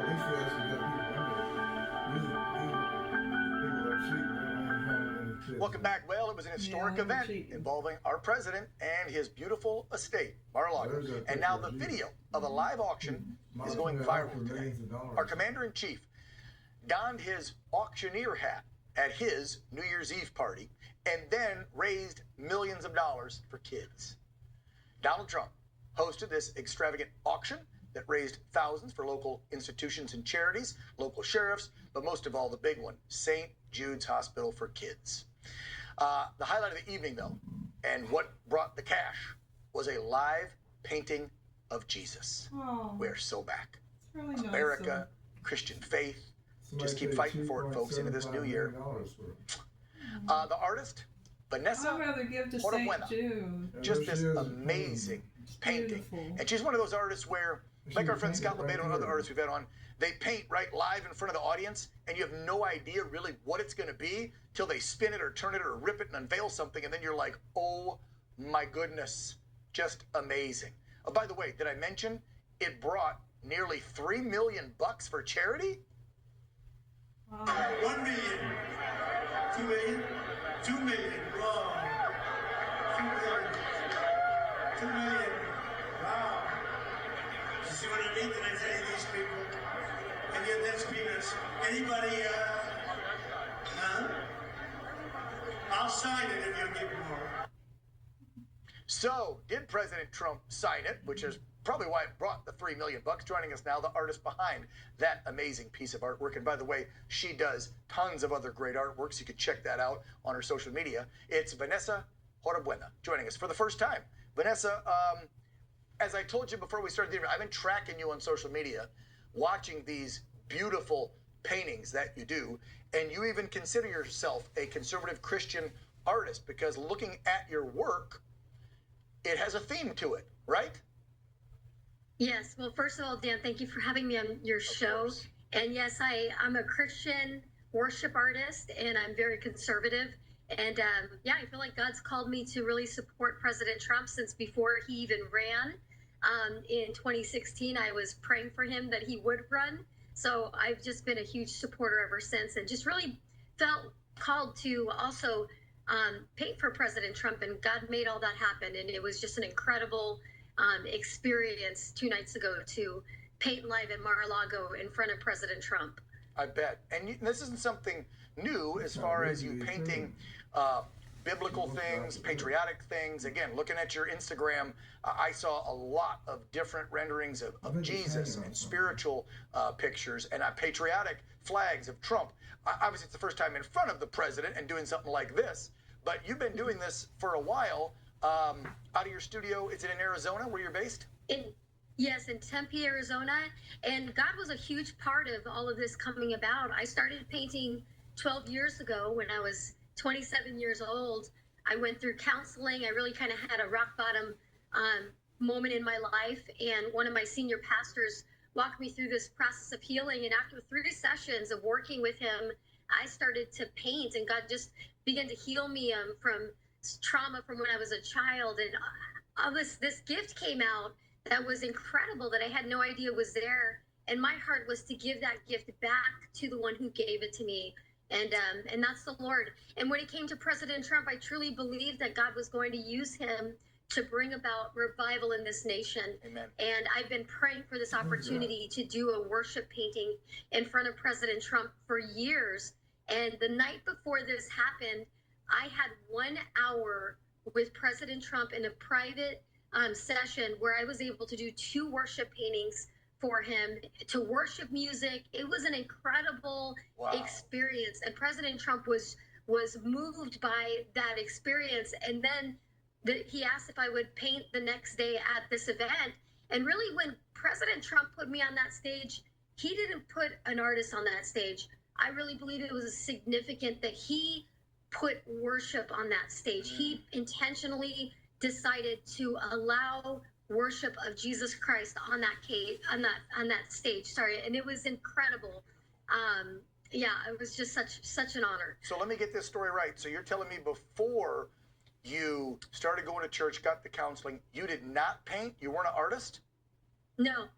Really? No, I had never painted before. Yeah, so I had drawn as a teenager, but it was one of those gifts that just got shut down in me. And it came out at 27 years old, and I painted 4 paintings in 24 hours. I mean, it was a kind of like an overnight miracle that God just unlocked this gift in me. Well, you have a gift. My grandma always told me I had a gift of gab that God gave me, and I better use it for something good. Literally, that was the quote. You got the gift of gab, Daniel. God gave it to you. You better use it for good. So God gave you that gift, unlocked it later in life, and look, 16 years ago when you were going through that counseling and making this transformation, I bet you never thought I'm going to be standing on a stage with a president, and then, by the way, he's going to get up and auction off my painting. Now, was that originally planned, or did that come about like the day of or day before, where he's like, you know what, I'll be the auctioneer? Because usually you don't see presidents auctioning things. I mean, it was not planned. Like the night when he saw me painting, he talked to the event coordinator and said, I want her on the stage. They said, well, put her outside for cocktail hour. And he said, no, I want her on the main stage. He said, it has to be her music. And he had heard the worship music. He said, it has to be her music. Oh. And then he said, I'll auction it off. And so he wanted to be a part of that. And it was so special. And I'm going to be sharing a clip on my Instagram later of him watching the painting being created And it was just such a special moment. I know that God touched his heart. And there were grown men that came up to me on that night and they were in tears saying how the presence of God just moved them. Yeah. And it was such a cool experience. He's become a lot more spiritual since getting shot in the ear. I mean, let's be real, right? And so that's probably why he wanted you there with the music and sending that spiritual message. And the painting, gorgeous. Final one to you. I heard it raised, was it 2.75, so almost $3 million. And, correct. And he threw in, I'll sign it. And that kind of got the bidding up there towards the end. I thought that whole thing, just watching the whole video, go do yourself a favor, folks. Log on, go watch the whole video. It's viral. You'll find it anywhere on any platform. Just beautiful. And I really love the fact that a majority of the cash is going to St. Jude's Children's Hospital to help sick kids. I'll give you the final word on this whole, I'm sure, life-changing moment on New Year's Eve for you, artist Vanessa Horabuena. Yeah, I just was so honored to be a small part of that.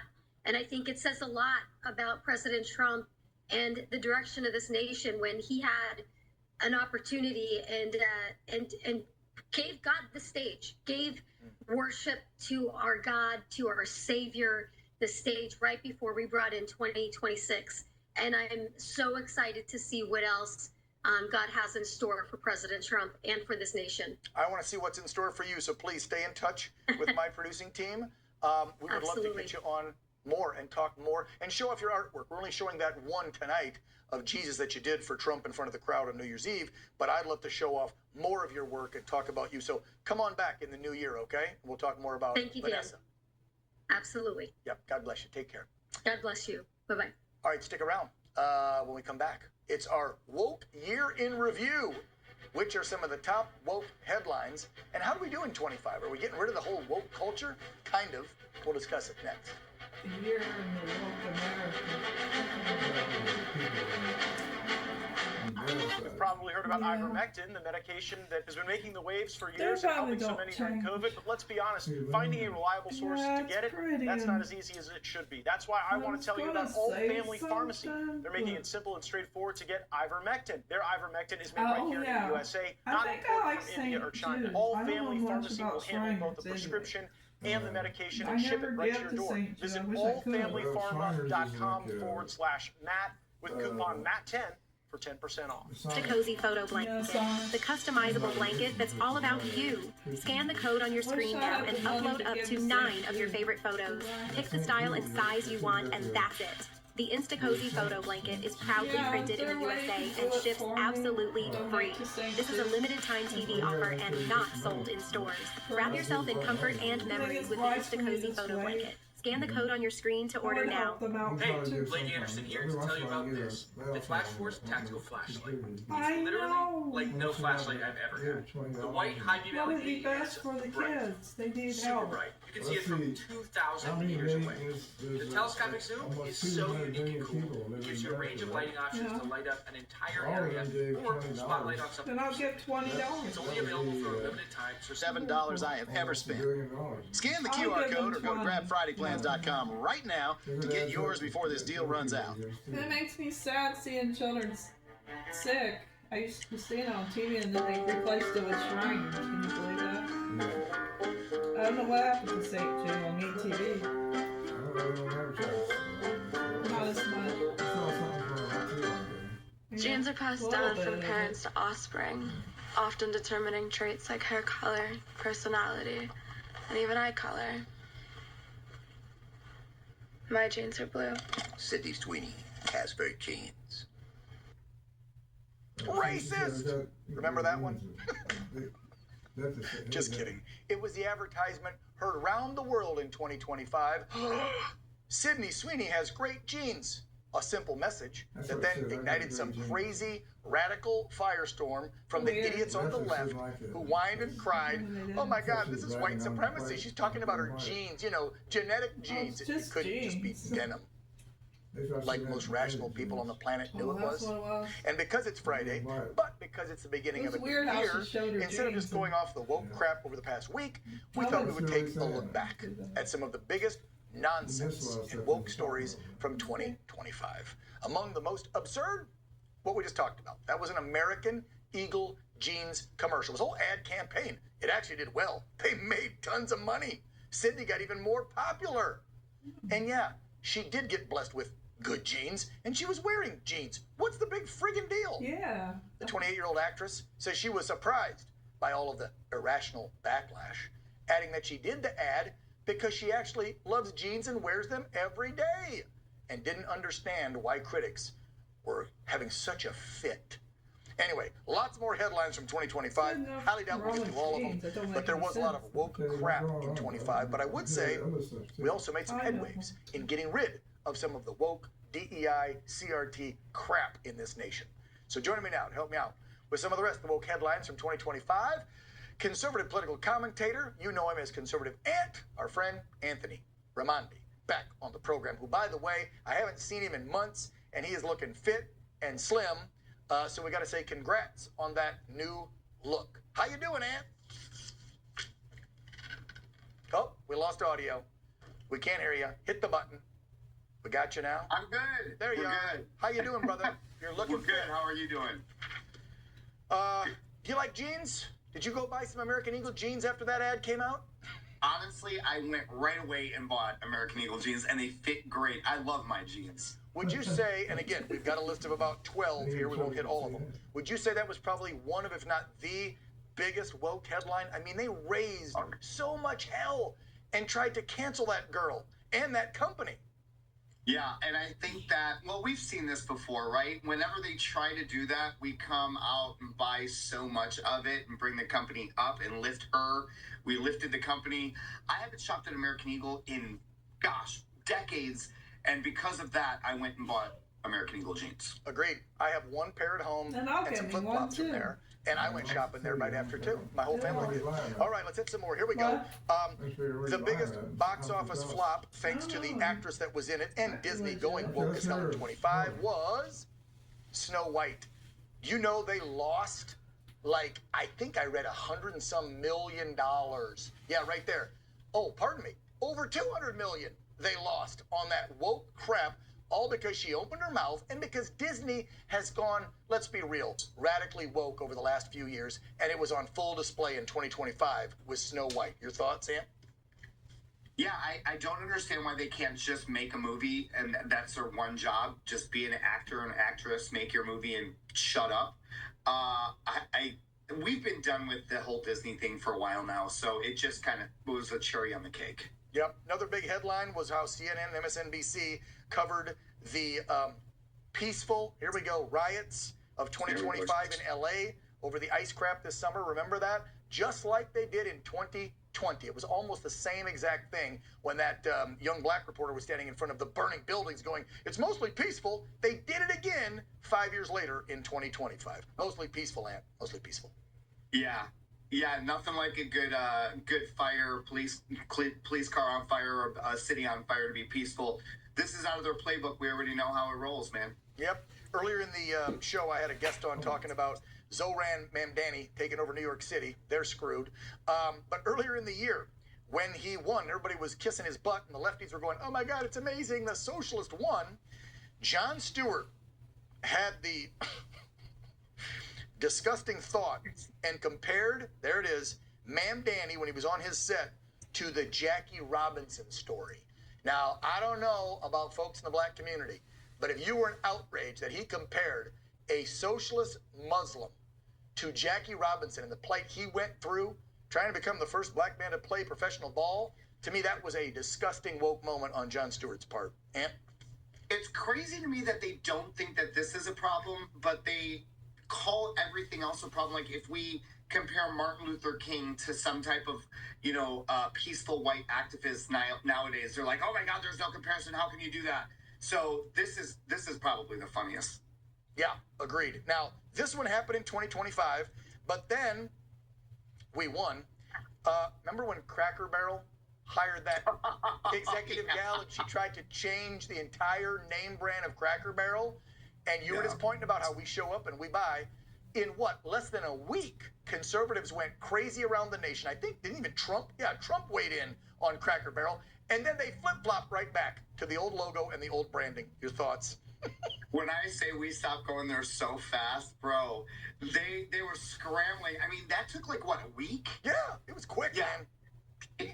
I think they figured it out from Target and others that tried that crap in the years past, right? Over the past 4 or 5 years, it don't jive, right? We don't want your transgender bathing suits. We don't want your. I mean, it's ridiculous. I got a great article that I got to bring up that Politico put out in August of 2025. So. Yes, we made great strides in canceling DEI, CRT, and woke crap in the nation, in some of our schools, in some of our businesses, in the military, but this article that I found shows that Democrats in 2026 are just going to rebrand and reword. That's the key. So some of the language that Politico's article says that the lefties should stop using if they want to continue their agenda in 26, don't say privilege, triggering, microaggression, safe space, body shaming, critical theory, radical transparency, person who immigrated, birthing person, cisgender, Latinx, I'll keep going on. You know, all the stupid words that the woke folks use. So we kind of won in the fact that some of these words are going to go away, but you got to watch out, Ann. All they're going to do is rebrand their crazy woke liberalism. Well, we're just going to listen. We're going to catch on because people, even people who were woke, they're like, all right, this is a lot. Like, I can't keep up either. So they're just going to do it again. And we're just going to, it's going to be another thing. My fear for them, though, is how will they wake up and what word will they use that's going to make them angry today if they don't have all those words? Because now all the phobics and all the you're racist and you're this and you're that, we don't care about that either anymore because all those words are diluted. So what will they use? Yeah, good point. It's going to be an interesting 2026. Thank you for coming on. There was more. I had, how the media called Kilmar Obreya Garcia, the MS-13 gangbanger guy, a Maryland man for this entire year. That was bull crap. Yep, you remember that one. I also had, for Catholics, I think folks thought they were going to get a good new pope that would be a little more conservative, and they ended up getting a guy from Chicago that's almost as liberal as the last one. So good luck, Catholics, on getting your church back in order with some conservative Christian values. But on the good side, we did see tons of companies like Target, Amazon, Google, and a bunch of others actually roll back a bunch of their DEI and CRT crap. So to a degree, I'd say we made a dent in wokeism in 2025, but not good enough. We'll see what happens in the new year. Ant, final word to you, my friend. Let's keep going, keep doing it because it works. Yes, it does, doesn't it? Anthony Ramadi, check him out. It's Conservative Ant on social media. Brother, take care. Have a good New Year. Thanks, guys. Take care. And folks, that does it for another edition of Real America here on OAN. If you want to get a hold of me, put the info on the screen. If you would, Chris, we'll be back on Monday, 8 Eastern, 5 Pacific. Until then, you all know what to do out there. Be proud Americans. Be brave. And God bless you all. Good night.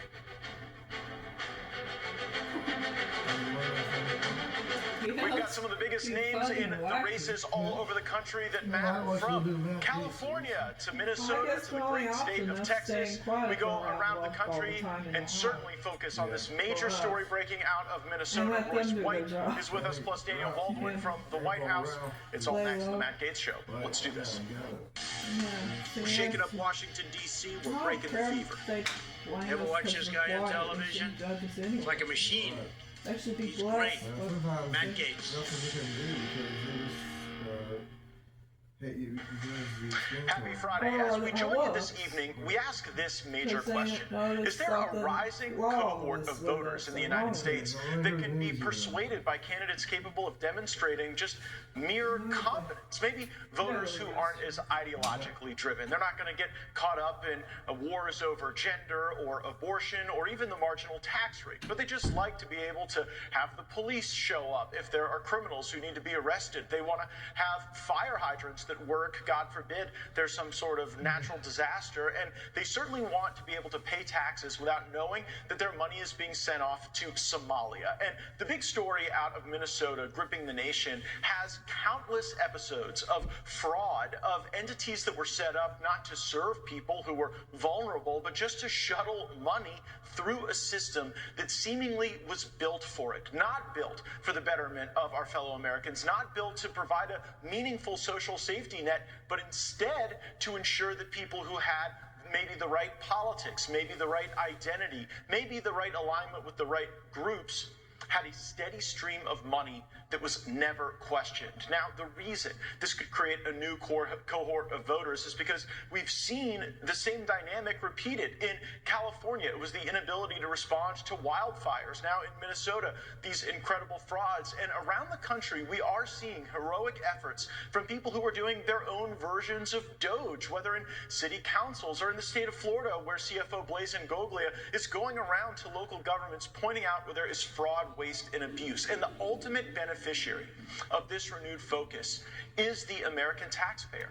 That's what Elon Musk understood with the Doge project. And this reinforces the work of the cost cutters in the House of Representatives and the members of the Trump administration who are pushing for spending rescissions, because not every dollar sent to the government is really benefiting anybody other than a series of middlemen and grifters, and those are the people who were exposed in Minnesota. Now, we talked about the people ultimately harmed by this and how those folks could be motivated not only with their anger, but motivated politically to turn states that were otherwise reliably blue or uncertainly purple into red or pink-leaning states. Senator Michael Holmstrom of Minnesota talked about those people who were not being treated fairly. This was his analysis on our program this week. Vulnerable adults that rely on these programs are not able to get some of the assistance that they've gotten in the past. It's getting cut down. There's not as much to go around, and it's because of these frauds. These people are genuinely hurting everyday Minnesotans who rely on these programs. It's a total travesty. Okay, now I want to hear this. Okay. Hear that. The vulnerable people aren't getting the assistance. And this isn't the consequence of Reaganomics. It's not the result of a right-wing conspiracy. It is a result of the government elected in these places not doing what they promised, and indeed perhaps violating federal law in the process. Remember, a lot of federal drawdowns were a part of these programs where funds ended up elsewhere. It's a point that United States Congressman Tim Burchett made recently. Take a listen. A lot of people are talking about what's going on in Minneapolis, Minnesota, and all that. That moved to Florida. With the fraud, and it really is awful. Besides, that's not a good place. It's Pathetic is what it is. Why are the Democrats not just totally raising Cain about it? Instead, they're raising Cain about that we're going to investigate fraud and waste and abuse. I think a lot of the people that are pushing this ultimately, these money changers, as I call them, the ones that start these NGOs, with $1 million, and then some unelected bureaucrat in Washington puts money into it, and they probably stole $1 trillion from us. Elon Musk told me that. They want to destroy this country, and the way they do it is they bankrupt us and deflate all our currency, and then we're a Marxist country. And they go, why those guys? Well, they're the ones that'll be in charge. They're the ones you see in the old Russian Politburo, those old guys who drive the Mercedes around, got the houses and everything, and got the big bank accounts, and everybody else goes without. Well, we're going to go without if we're not careful. When Congressman Burchett talks about the path to communism being paved by this type of social welfare safety net that is ultimately broken, riddled with lapses and inefficiencies, and in some cases, literally mechanized illegal activity, if that's what happens, then people become reliant on a system that fails, and then we become weaker as a society. Now, you would think in a dynamic like this, the law enforcement entities within Minnesota would care deeply. Keith Ellison is the Attorney General. I served with Keith Ellison in the House of Representatives, and what I can tell you is he was one of the most radical left-wing members of the entire Congress. And now we are seeing some conduct by prosecutors in Minnesota that leads us asking whether or not they're going to care as much about the money that got shipped overseas, in some cases to jihadist organizations, than prosecuting hate speech violations against those who are calling out these abuses. When Nick Shirley went viral with his multi-part investigation of what was going on in Minnesota, literally there were threats that he could be criminally culpable for violating these silly applications of laws that just say, if we don't like what you're saying, we're going to punish you. And that's not going to work anymore. The punishment is going to go the other way. It's a point made by President Trump recently as he was focused in on this Minnesota fraud. Can you imagine they stole $18 billion? That's just what we're learning about. That's peanuts. In California is worse, Illinois is worse, and sadly New York is worse. A lot of other places. So we're going to get to the bottom of all of it. It was a giant scam. Other than that, we're going to have a great new year. Actually, I view that as a reason for a good year because we're going to get to the bottom of it. We're going to get that money back. It's all coming back. We loved that President Trump is energized about getting to solutions here and stopping this fraud. But for him to be able to do that, he has to have members of the Department of Justice in key roles in blue states. One of the reasons why President Trump doesn't have every pick he wants for U.S. attorney positions throughout the country is because of an arcane Senate process that allows Senate Democrats in blue states to block any appointment for a judge or a U.S. attorney, and that allows those areas to become bastions of lawlessness, and that should not happen. The United States Senate should change. And there is one man we'd like to speak to who is running for the United States Senate to indeed change that institution. Joining us now is Republican candidate for the United States Senate in Minnesota, Royce White. So, Royce, you're our guy in Minnesota. I wanted to check in with you and see how voters were reacting to all of this attention Minnesota is getting over this fraud and now President Trump's commitment to get the money back. Well, first, I want to say thank you to you and tip my hat that you identified Minnesota as an important race going forward for the country. And that was back in my run in 2024. Now in 2026, these midterms, I think Minnesota should rightfully be the focal point of all American politics. Not just because I'm running for Tina Smith's open seat and, obviously the fraud is a problem, but imagine how incompetent the DNC and Kamala Harris's presidential campaign had to be to vet Tim Walz.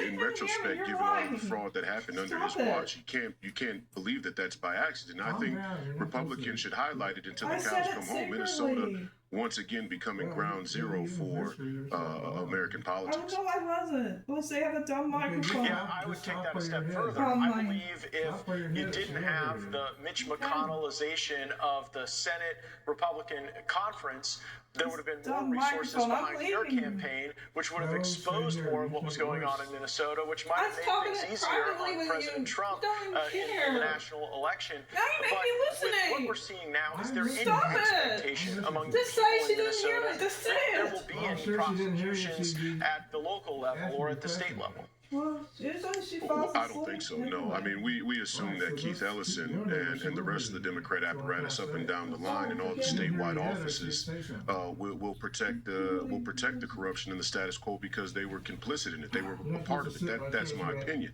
And so, Tim Walz, the entire Minnesota Democrat apparatus is in a position where they have to protect Tim Walz as best as they possibly can, or they all look radically incompetent. So they'll do what the Democrats have done nationwide. They'll lie to cover themselves, and they'll lie right in the American people's face. The good thing for us, I think, at least in my race and the rest of the Republicans running here in Minnesota, Mike Lindell running for governor as well, is that, even Minnesota Democrats who are kind of dyed-in-the-womb liberals, the corruption starts to mount and they'll start to waver. They'll go, wait a second. It's just like how Omar Fateh didn't end up being victorious in Minneapolis for the mayor's race. They're willing to accept the cultural Marxism and the woke identity politics around the edges. But when push comes to shove, you got some good Midwestern people here who vote Democrat that still have a touch of sacred honor left. And I think that's going to play out here in 2026.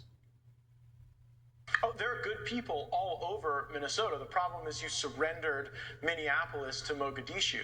Other than that, it is like an incredibly wonderful state with really patriotic Americans.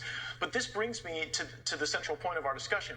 If there's no hope that the Democrat DAs or Democrat Attorney General will bring prosecutions against these fraudfeasors. The whole ball game is whether or not Trump's prosecutors will, and he's made the commitment that that will happen. But you have Democrat senators blocking Republican prosecutors in Minnesota right now. And so, like, if I were running your campaign, I would get out there and say a vote for Royce White is a vote for Trump's prosecutors in Minnesota to bring an end to this. And if you keep sending back Democrats, all you're going to get is Democrat prosecutors, and then the police will never feel like they have anyone on their side. Is that messaging that you're going to be talking to people about as you make the case for your candidacy? Absolutely. And I support the president 100% in following these prosecutions right here. And even furthermore, it's the narrative, right? It's like, don't say it's Somali fraud. Don't say there's black on black crime. We can say that there's problems with white liberals, for sure. Me and you, we talk about the Israeli lobby and the Israeli influence with unabashedly. We're going to be saying it's Somali fraud. And the Somali community has to hold their people accountable as well. I've been saying that over the last couple of weeks. If you don't want to be identified with the fraud from your community, you stand up with some sacred honor and backbone and say, you know what? These Somalis don't represent us. The same way I have to say Jasmine Crockett doesn't represent me as a black man in this country. So the narrative has broken down for the Democrats, and people are sick of don't name them, don't call them Somalis. That's racist. We're going to be calling it Somali fraud because that's what it is, and we're going to say it all the way to 2026, the midterms. And at the end of the day, the people of Minnesota get to choose if they're willing to pay their hard-earned tax dollars to a state that shovels it to illegal immigrants or refugee groups. Then you get the government you deserve, and by God, we all will. Yeah, I don't suggest that every person that's a Somali is a fraudfeasor, but a bunch of the money ended up in Somalia. Like, if the money ending up in Somalia doesn't let you call it Somali fraud, I don't know what does. We're just following the money and describing what we see. A lot of times we get promised in these campaigns, give us a Republican majority in the House, give us a Republican majority in the Senate. We need 51, we need 60, whatever it is. I have made the case to people that we need like one Royce White in the Senate. We need one person in that institution to start calling out these silly, arcane, unconstitutional, nowhere in law practices they have, like the non-speaking filibuster and the blue slip rule, all these things that are standing in the way of progress for the American people. Talk a little bit about how, just as one man, you would change that institution.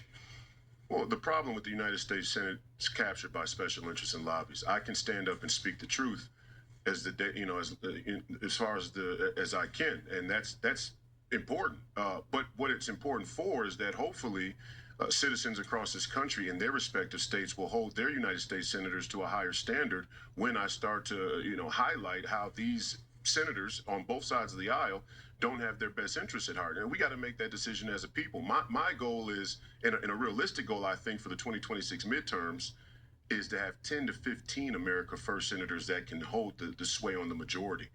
The whole Republican-Democrat majority thing is a scam. We see it right now with John Thune and the slow walk of President Trump's agenda, mostly the SAVE Act. I mean, let's just talk about election integrity. So we see that even with the Republican majority in the Senate or the House, we still get slow walked on the agenda that serves our interests.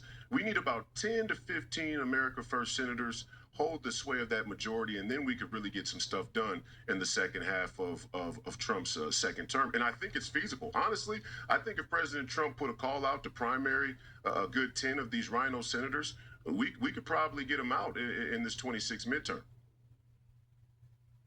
Yeah, John Thune could give President Trump every prosecutor he wanted anywhere in the country. He would just have to send the Senate into recess. President Trump could make recess appointments, and we wouldn't be having a debate over process. We would be talking about the policies that were keeping people safer, and I know those are the policies you'd fight for in the Senate. Royce White, Republican candidate in Minnesota, thanks so much for joining us as always. Thank you, sir. Godspeed.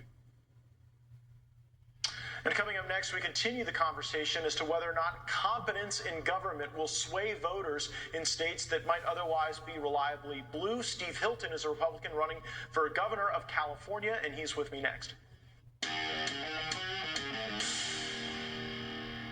Hey, so I just got back from this holiday trip. I swear, true story. I got really sick the second to last day of the trip. So we got a new sponsor, All Family Pharmacy, and they said, hey, we want to get you a travel kit. Thankfully, we had it. Folks, All Family Pharmacy had us totally locked and loaded. They made it easy to get life-saving medications like ivermectin, antibiotics, hydroxychloroquine, blood pressure meds, you name it. No hassle, no red tape. This is a great company. Check them out. Visit allfamilypharma.com/Bongino. Use code Bongino10 for 10% off your entire order. Cozy Photo Blanket, the customizable blanket that's all about you. Scan the code on your screen now and upload up to 9 of your favorite photos. Pick the style and size you want, and that's it. The Cozy Photo Blanket is proudly printed in the USA and ships absolutely free. This is a limited time TV offer and not sold in stores. Wrap yourself in comfort and memories with the Cozy Photo Blanket. Scan the code on your screen to order now. Hey, Blake Anderson here to tell you about this. The Flash Force Tactical Flashlight. It's literally like no flashlight I've ever had. The white high beam LED is bright, super bright. You can see it from 2,000 meters away. The telescopic zoom is so unique and cool, it gives you a range of lighting options to light up an entire area or spotlight on something specific.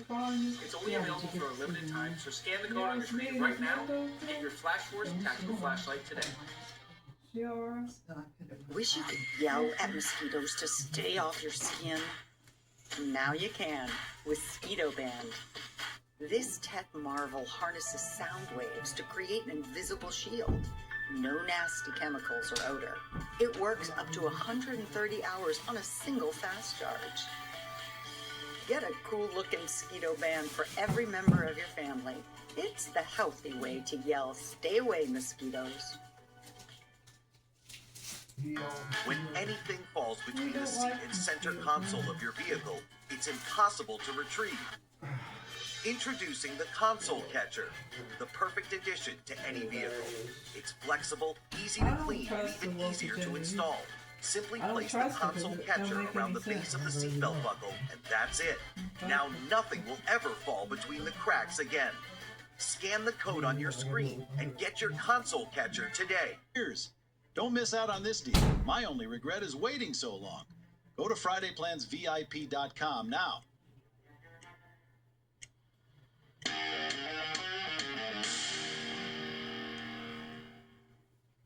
The race for California governor, it could be anyone's guess, according to a recent article by the San Francisco Examiner. Now, that went into the various contours of this race to lead the most popular state in the United States of America. And the results were quite interesting. Over half of the voters who participated in this poll say they're not happy with their current choices. And people are looking at this saying there might be a lack of enthusiasm for the field at large. And we wonder whether or not Gavin Newsom left the job such a mess, left the state such a mess, did so much to denigrate the office that it hasn't attracted the field, certainly among Democrats, that you might otherwise expect. Kamala Harris, of course, not running for governor of California. We think she may have her eyes set on the White House, and we would encourage her in that run because it would be the best way to ensure J.D. Vance's presidency in 2028. But back to California, where a lot of people had expected that Katie Porter, the former congresswoman,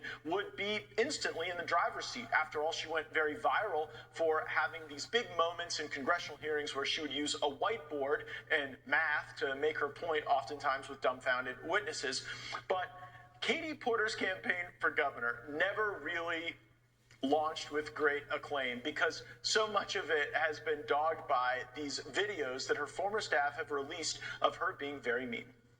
Than 500,000 Californians dying prematurely to air pollution and other problems, and the state could lose. Get out of my shot! I'm about to get on. Bernard, I need you to turn these off. These that are killing me. We should have. Yes. Okay, everybody. I'm not that dark. It's too dark.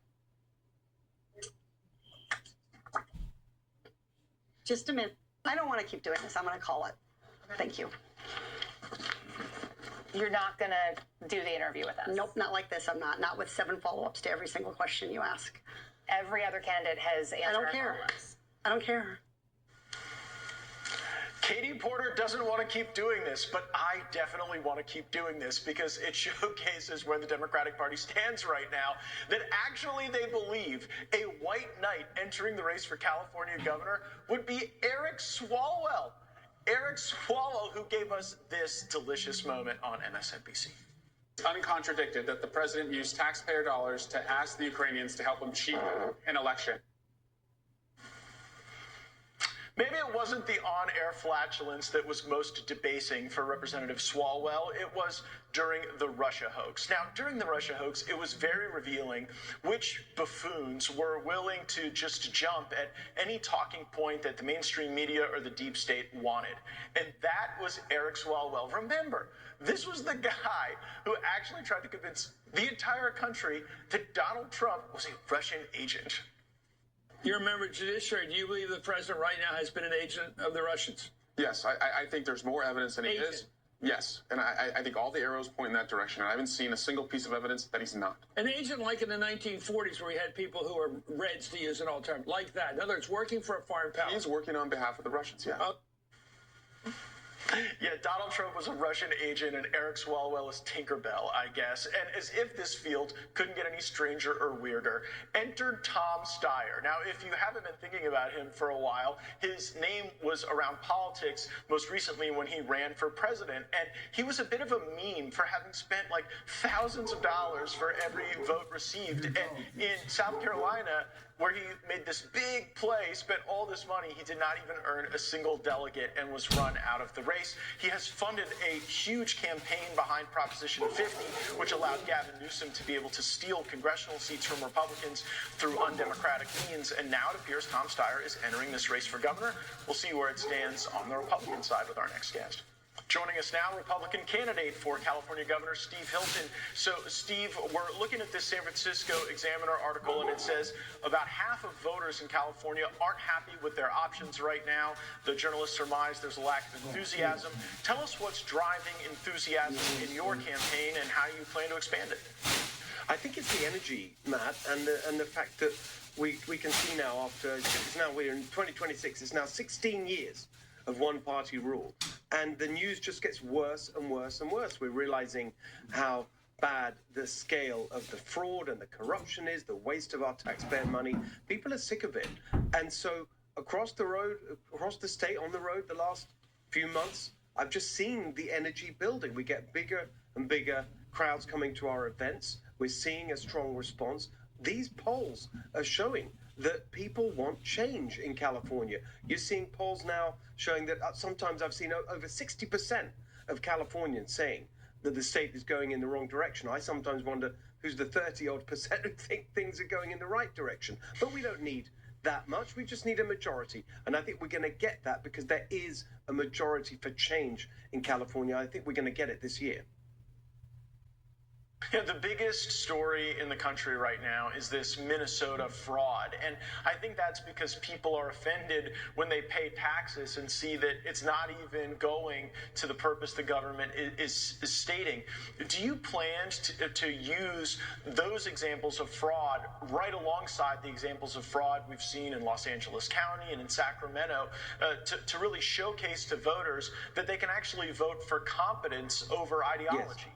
Yes, we've got to tell the truth about this. And the truth is that the scale of the fraud in California is massively greater than anything you see in Minnesota. You've had one-party rule, unchecked power for much longer. You've got the far-left ideology really incubated in California, this idea that you can just keep growing and growing the government, making bigger and more bloated.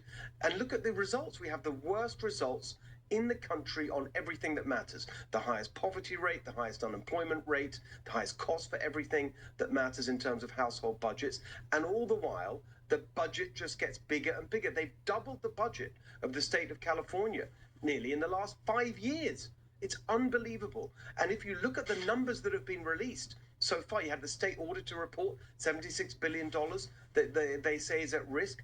Our numbers, and we're going to be making an announcement on this next week, are even bigger in terms of an estimate. And so we're going to be going not just to find out what the fraud and corruption is. I set up a tip line about a month ago, califraud.com. We've had hundreds of anonymous tips directing us to different parts of state and local budgets to look at the fraud that's going on. The scale of what's been happening in California is off the charts because no one's been holding them accountable for so long. That changes this year, and I'm really excited about taking a sledgehammer to this massive, bloated, nanny state, big government bureaucracy in California that's flushing our money down the toilet. Congressman Eric Swalwell has entered the race. He's mostly known for saying and doing ridiculous things on television. Most recently, he said that he would have ICE officials arrested for kidnapping. He was calling them kidnappers as a part of his campaign. Do you believe that in his campaign, Congressman Swalwell is inciting violence against federal law enforcement? Well, only if people took him seriously, and I'm afraid no one really does. But, I mean, it's ridiculous. What on earth is he talking about? These Democrats, they've completely lost the plot. What the federal immigration enforcement people are doing is enforcing the law. Enforcing the law. And here's a candidate for governor saying that he will stop them from doing that. In fact, arrest them for enforcing the law. It's insane. It's ridiculous. And what we need to get to is a point where this kind of statement is just laughed off out of court because it's so obviously ridiculous. He's a ridiculous candidate. He's not serious. But what we need to get serious about in California is enforcing the law. When I'm governor, you're going to have a partnership with the federal administration to enforce the law that Congress has passed. And that's what's going to happen. There is also a billionaire in this race now, Tom Steyer, former presidential candidate, saying he's running for California. And I have a theory, Steve, that he may be after some of the Steve Hilton voters. I think you're going to get a lot of nonpartisan voters who just see your history as someone who can effectively operate a system, and that will be very attractive. Steyer is going to make a similar pitch. What do you think voters need to know about his background that exposes a far more dangerous left-wing ideology? Well, exactly. I mean, I was on, it's not quite a debate, it was a candidate forum with Tom Steyer and a couple of the other Democrats just before Christmas. And I said to his face, there's almost no one in California more directly responsible, personally responsible for the scale of the cost that people have to pay. The highest gas prices in the country, the highest electric bills in the country, the highest rents, the highest housing costs, all driven by the climate crusade that Tom Steyer personally spent years pushing, billions of dollars of his own money. A few years ago, there was a ballot initiative to roll it all back. The legislative framework for all this climate insanity that's pushed all the costs up. Tom Steyer put more money in to defeat that ballot initiative than anybody else. So he's running around saying he's going to make California more affordable. It's the exact opposite. He's the reason that everything is so expensive here. When people find that out, they're going to vote for him. He's another joke. Steve Hilton, Republican candidate for California governor. Thanks as always for coming on our program and making the case. Good to be with you, Matt. See you soon. See you soon. And coming up, President Trump announcing major reductions in the murder rate in the United States of America. That's good news to the law enforcement community. Retired Lieutenant Randy Sutton of the Las Vegas Police Department will be here to react and explain why the Democrats would take us in the wrong direction. You've probably heard about ivermectin, the medication that has been making the waves for years and helping so many during COVID. But let's be honest, finding a reliable source to get it, that's not as easy as it should be. That's why I want to tell you about All Family Pharmacy. They're making it simple and straightforward to get ivermectin. Their ivermectin is made right here in the USA, not imported from India or China. All Family Pharmacy will handle both the prescription and the medication and ship it right to your door. Visit allfamilypharma.com/Matt with coupon MATT10 for 10% off. Cozy Photo Blanket, the customizable blanket that's all about you. Scan the code on your screen now and upload up to 9 of your favorite photos. Pick the style and size you want, and that's it. The Cozy Photo Blanket is proudly printed in the USA and ships absolutely free. This is a limited time TV offer and not sold in stores. Wrap yourself in comfort and memories with the Cozy Photo Blanket. Scan the code on your screen to order now. Hey, Blake Anderson here to tell you about this. The Flash Force Tactical Flashlight. It's literally like no flashlight I've ever had. The white high beam LED is bright, super bright. You can see it from 2,000 meters away. The telescopic zoom is so unique and cool, it gives you a range of lighting options to light up an entire area or spotlight on something specific. It's only available for a limited time, so scan the code on your screen right now to get your Flash Force tactical flashlight today. Wish you could yell at mosquitoes to stay off your skin? Now you can with Mosquito Band. This tech marvel harnesses sound waves to create an invisible shield. No nasty chemicals or odor. It works up to 130 hours on a single fast charge. Get a cool-looking Mosquito Band for every member of your family. It's the healthy way to yell, "Stay away, mosquitoes." When anything falls between the seat and center console of your vehicle, it's impossible to retrieve. Introducing the Console Catcher, the perfect addition to any vehicle. It's flexible, easy to clean, and even easier to install. Simply place the console catcher around the base of the seatbelt buckle, and that's it. Now nothing will ever fall between the cracks again. Scan the code on your screen and get your console catcher today. Pains if you want, or you can start saving some real money when you switch to Pure Talk. Everything you need, nothing you don't.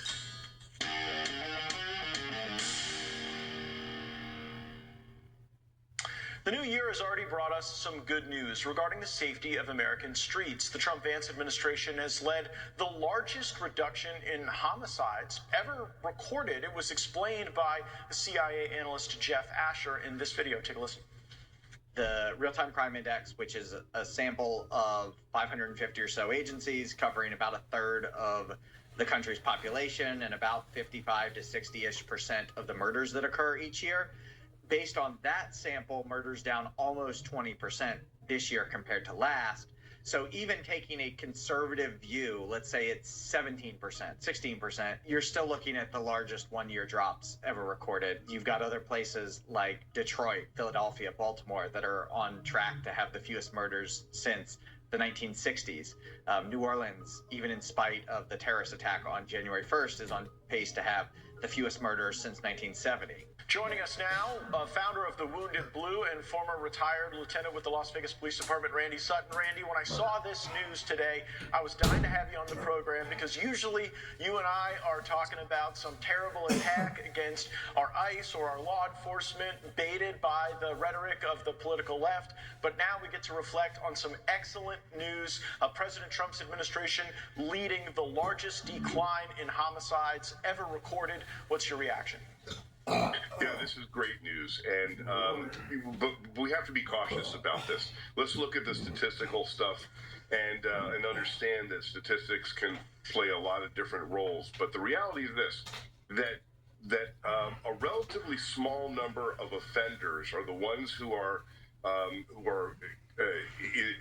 really been responsible for the violent crime in every city, and now, because of President Trump's, his efforts to put federal law enforcement into cities, to put National Guard into cities, to step up the prosecutions federally, we have seen this decline, and there's no disputing it.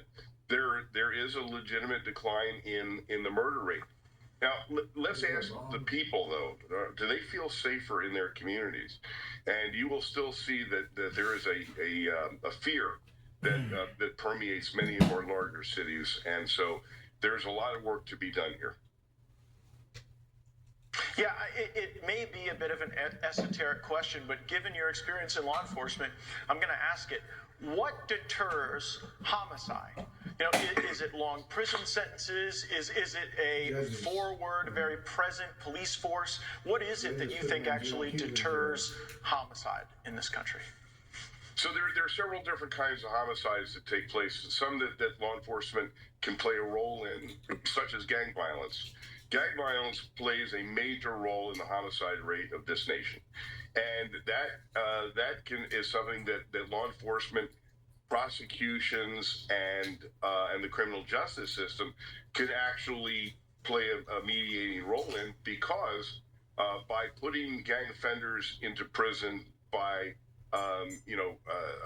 going after them federally, you can affect the crime rate. Now, you look at other forms of murder. You know, for instance, domestic violence. Domestic violence, really, unfortunately, law enforcement can't really control. The only thing that the criminal justice system can do in that regard is to try and put fear into people for consequences. And the unfortunate reality is this, Matt, that we've seen a lack of consequences in violent crime throughout this nation. We've seen in many cities violent offenders literally being let out on the street time after time after time. So until we start seeing a real determination by the criminal justice system to hold people accountable, to hold people and give them consequences for their actions, we're still going to continue to see violent crime that is out of control in certain areas. Yeah, I agree with you, but I think we have to expose what is standing in the way of some of those consequences in some places. Because President Trump is trying to get his prosecutors in these blue states to do exactly what you just said, the Randy Sutton plan, which is long prison sentences, target the gang offenders, and ensure that there are consequences, not just kind of catch and release in the American criminal justice system. And standing in the way of that, he's got senators who won't allow his prosecutors or his judges in some of those places. So maybe talk about what it does to law enforcement when they know that there's a U.S. attorney, a prosecutor, a DA who doesn't have their back, who will just let people out after violent acts, and then maybe they become even more violent. You've hit it right on the head. In fact, my latest book, Rescuing 911, The Fight for America's Safety, details exactly this topic. Because unfortunately, people like George Soros have been very effective in undermining the criminal justice system by putting what I call Trojan horse district attorneys and prosecutors into positions around the nation. There's about 60 that have been put into positions of power. And when you have people that want to undermine the criminal justice system, who are in positions of where they're supposed to be protecting the people that they serve, but instead, because of their political ideology and their allegiances to leftist ideology, they won't do it. And so we're going to continue to see a struggle here. And here's the other thing, Matt, that we've talked about before, but there's no real major changes that have taken place. We still have a crisis in law enforcement, in retaining our officers and in recruiting our officers. We're still seeing a major diminishment.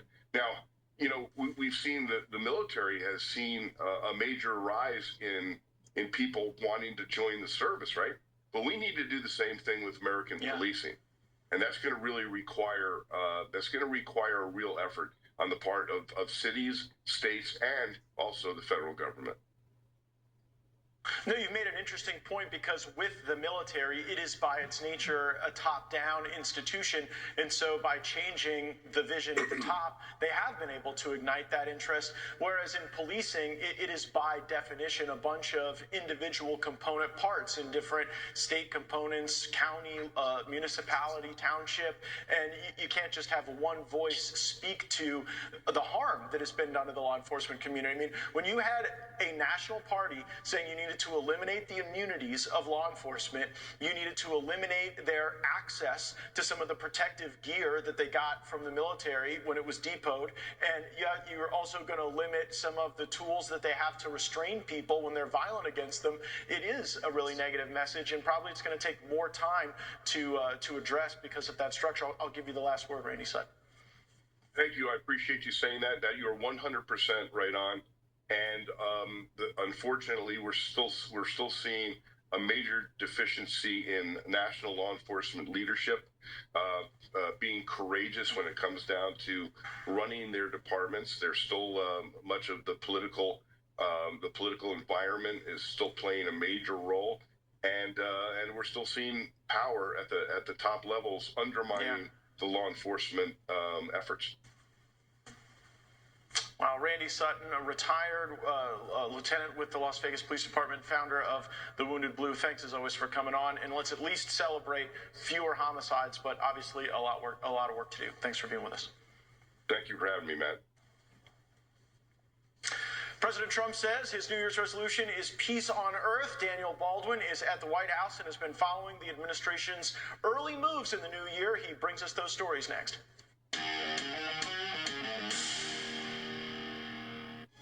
Since we're going to be talking about preparing for a time of crisis, we have a brand new sponsor, All Family Pharma. They're cutting through the red tape to get you the meds that you need fast, easy, with no interference. Whether it's ivermectin, hydroxychloroquine, antibiotics, or other essential medications, they're bypassing Big Pharma, fighting for medical freedom so we can make America healthy again. Visit allfamilypharma.com/Don Jr. Use the code DonJr10 for 10% off your order. At Lumber Liquidators, we have the best prices on flooring, and we guarantee it. Find a lower price, we will beat it with our best price guarantee. See us advertising a lower price than you paid? We will refund the difference. You'll never pay more than you should at Lumber Liquidators, and you'll get the best warranty in the business. Yellow and Black is back, and so are the deals. We are flooring experts that will help you get the right floor at the right price for any room in your home. LumberLiquidators.com. Tell them Tom sent you. Hey, so I just got back from this holiday trip. I swear, true story. I got really sick the second to last day of the trip. So we got a new sponsor, All Family Pharmacy, and they said, hey, we want to get you a travel kit. Thankfully, we had it. Folks, All Family Pharmacy had us totally locked and loaded. They made it easy to get life-saving medications like ivermectin, antibiotics, hydroxychloroquine, blood pressure meds, you name it. No hassle, no red tape. It's a great company. Check them out. Visit allfamilypharma.com/Bongino. Use code Bongino10 for 10% off your entire order. At Lumber Liquidators, we have the best prices on flooring, and we guarantee it. Find a lower price, we will beat it with our best price guarantee. We have over 200 stores nationwide. Find yours at LumberLiquidators.com. Tell them Tom sent you. Since we're going to be talking about preparing for a time of crisis, we have a brand new sponsor, All Family Pharma. They're cutting through the red tape to get you the meds that you need fast, easy, with no interference. Whether it's ivermectin, hydroxychloroquine, antibiotics, or other essential medications, they're bypassing Big Pharma, fighting for medical freedom so we can make America healthy again. Visit allfamilypharma.com/Don Jr. Use the code DonJr10 for 10% off your order. Even easier to install. Simply place the console catcher around the base of the seatbelt buckle, and that's it. Now nothing will ever fall between the cracks again. Scan the code on your screen and get your console catcher today. We don't sell bananas. Go to Berna.com to learn more.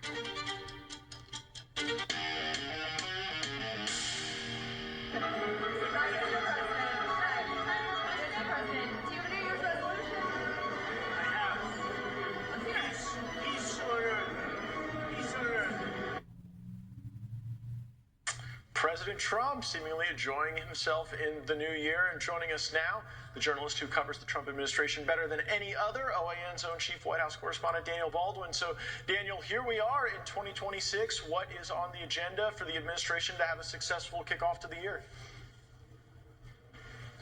Matt, I think we're going to see a lot of focus on domestic issues. I mean, obviously, we've heard the press secretary and other administration officials talk about how the president's going to be traveling the country from a domestic lens, going to different competitive House races where he's going to be touting his economy. And I think that's going to be one of the key storylines.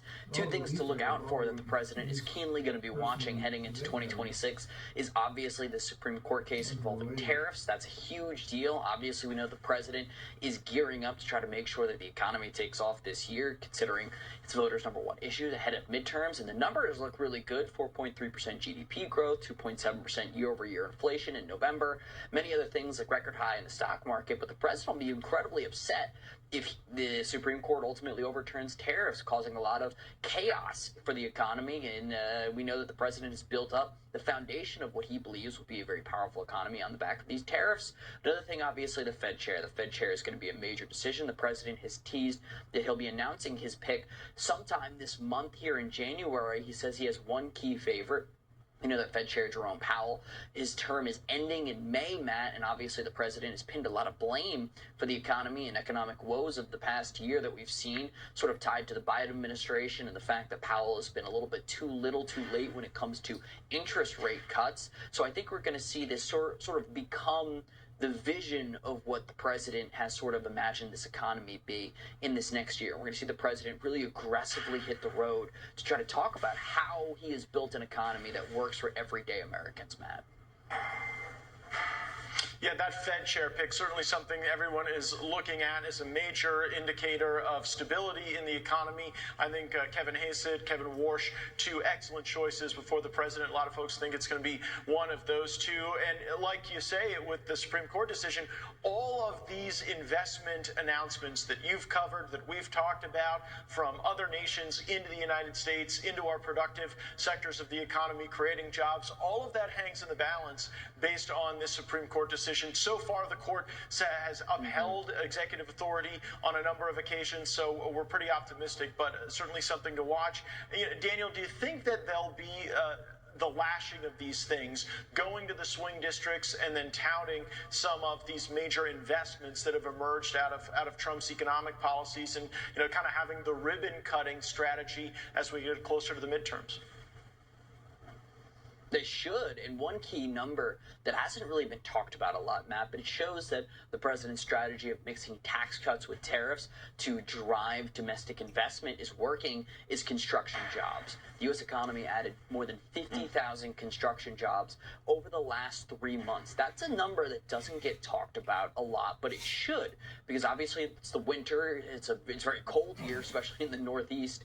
And it's not necessarily months where you would typically be adding construction jobs, but the fact that there have been a lot of that have been added to the economy over the last 3 years signals that businesses are either breaking ground to invest and build up new factories here, or businesses are expanding from what they already are, and they're building up to basically add more to their business here in the United States. And that showcases what President Trump wants. He wants to re-engineer the U.S. economy to basically build up the American worker when it comes to factories made in America here. And that's a key number where we could see more businesses opening up in 2026. And I think the White House would be very smart to do that ribbon cutting strategy, Matt.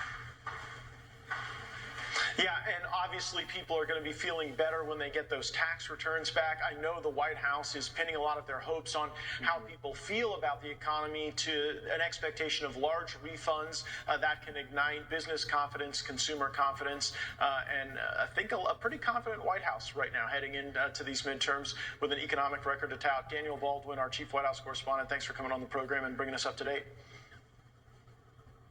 Thanks, Matt. Happy New Year. And one way to make sure 2026 is a success is to stay healthy. And that's where my friends at All Family Pharmacy can help. Go to allfamilypharmacy.com/Matt. You're going to get 10% off with code MATT10 and check out everything they have. It's prescription medications. You can be linked directly to a doctor who sees what you need and gets it shipped right to your door. They even have overnight shipping available. But you also have your everyday medications, vitamins, supplements, and stuff that Big Pharma doesn't want you to get your hands on, like ivermectin, hydroxychloroquine, menbenzidol. You've got all of these opportunities because my friends at All Family Pharmacy want to make sure that you can access medical freedom. To make America healthy again, we have to be free again. So go unlock that medical freedom at allfamilypharmacy.com/Matt. Use code MATT10. That's allfamilypharmacy.com/Matt. Code MATT10. You get 10% off, and you have found a new home with a great pharmacy who thinks that we should all be healthy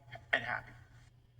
And coming up, we continue our coverage of the hostilities between the United States and Venezuela. We've got a Venezuelan-American candidate for the United States Congress who will join us to react to Nicolas Maduro's latest comments. Don't go anywhere. You've probably heard about ivermectin, the medication that has been making the waves for years and helping so many during COVID. But let's be honest, finding a reliable source to get it, that's not as easy as it should be. That's why I want to tell you about All Family Pharmacy. They're making it simple and straightforward to get ivermectin. Their ivermectin is made right here in the USA, not imported from India or China. All Family Pharmacy will handle both the prescription and the medication and ship it right to your door. Visit allfamilypharma.com/Matt with coupon MATT10 for 10% off. The Cozy Photo Blanket, the customizable blanket that's all about you. Scan the code on your screen now and upload up to 9 of your favorite photos. Pick the style and size you want, and that's it. The InstaCozy Photo Blanket is proudly printed in the USA and ships absolutely free. This is a limited time TV offer and not sold in stores. Wrap yourself in comfort and memories with the InstaCozy Photo Blanket. Scan the code on your screen to order now. Hey, Blake Anderson here to tell you about this. The Flash Force Tactical Flashlight. It's literally like no flashlight I've ever had. The white high beam LED is bright, super bright. You can see it from 2,000 meters away. The telescopic zoom is so unique and cool, it gives you a range of lighting options to light up an entire area or spotlight on something specific. It's only available for a limited time, so scan the code on your screen right now and get your Flash Force Tactical Flashlight today. Wish you could yell at mosquitoes to stay off your skin? Now you can with Mosquito Band. This tech marvel harnesses sound waves to create an invisible shield. No nasty chemicals or odor. It works up to 130 hours on a single fast charge. Get a cool-looking Mosquito Band for every member of your family. It's the healthy way to yell, "Stay away, mosquitoes." I've seen on TV, it says. When anything falls between the seat and center console of your vehicle, it's impossible to retrieve. Introducing the console catcher, the perfect addition to any vehicle. It's flexible, easy to clean, and even easier to install. Simply do they sell it just like Bed Bath & place the Beyond? console catcher around the base of the seatbelt buckle, and that's it. Now, MS-13 yesterday, just 30 minutes outside of Washington, D.C. What has made you and your team so effective in finding, locating, apprehending, and deporting these violent illegal?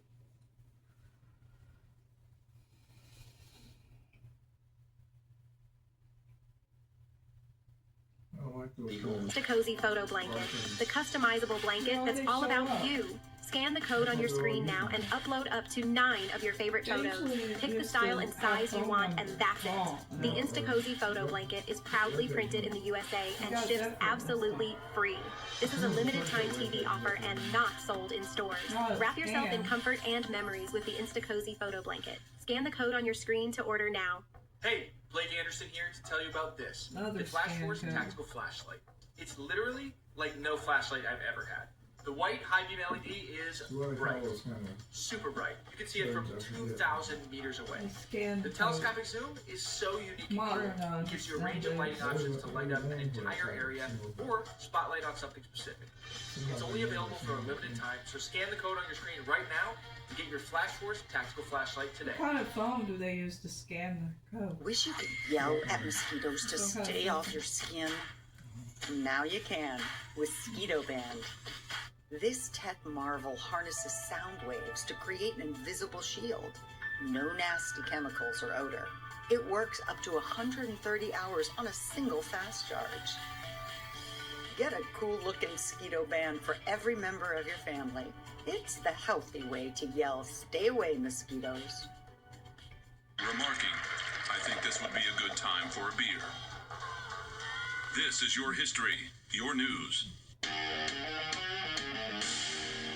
This year we showed who we are, what we Venezuelan men and women are made of. We completely upheld a beautiful revolutionary premise. When a people decides to walk united, nothing and no one can stop them. Our homeland is secure and protected. We are steadily overcoming the blockade that was imposed on us a decade ago, and we are now in optimal conditions to confront all the new challenges ahead. I guess you got to hand it to Maduro. He's got a better comms game than Saddam or Gaddafi had.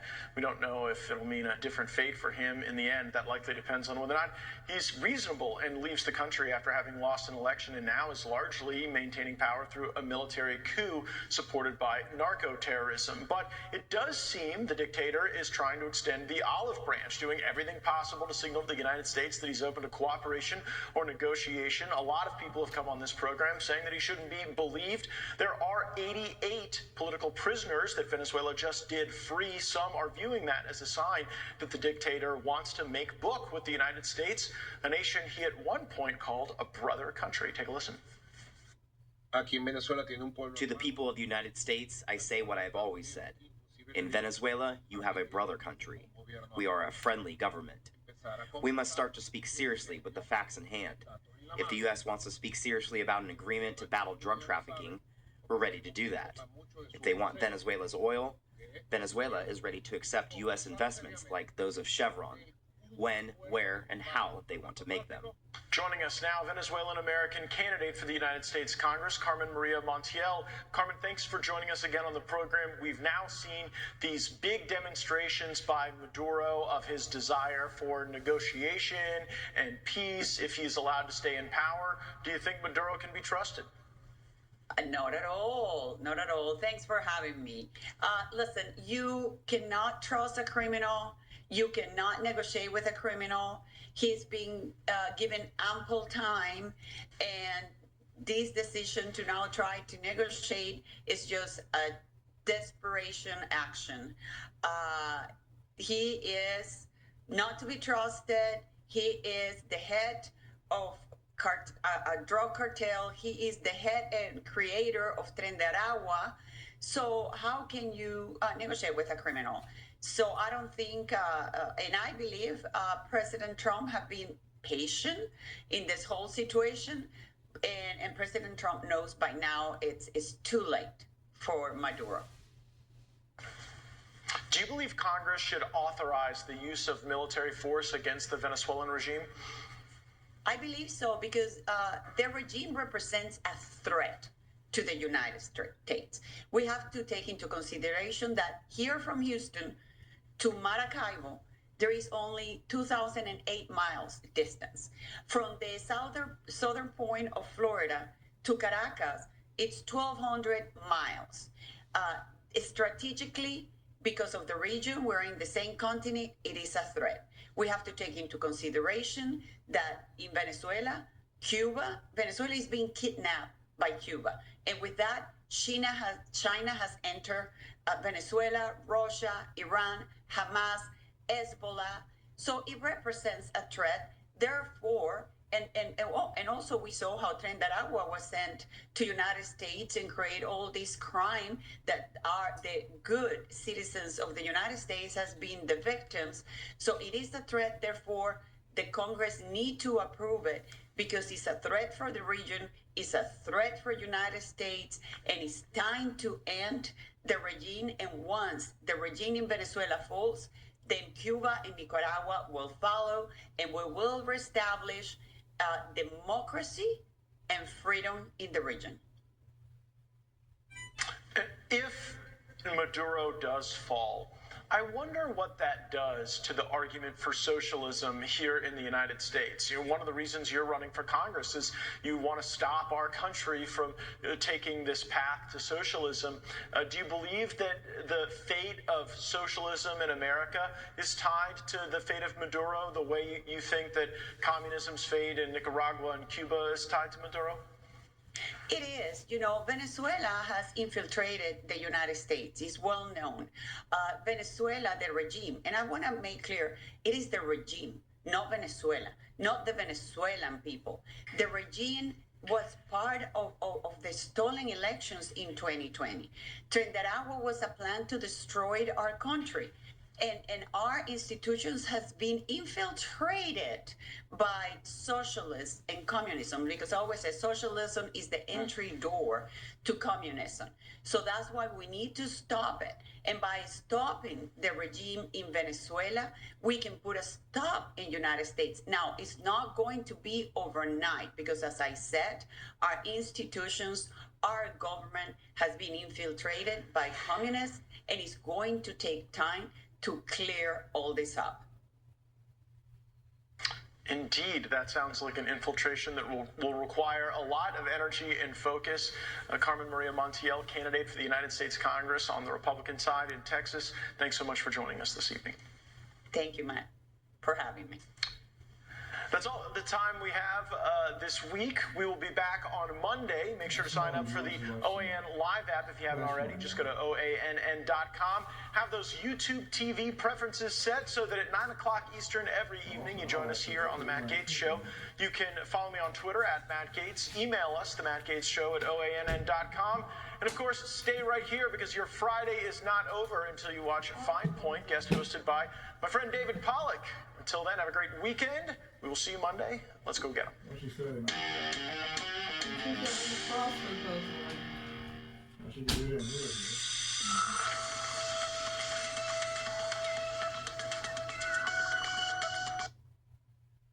Wow. Belts. Burrito.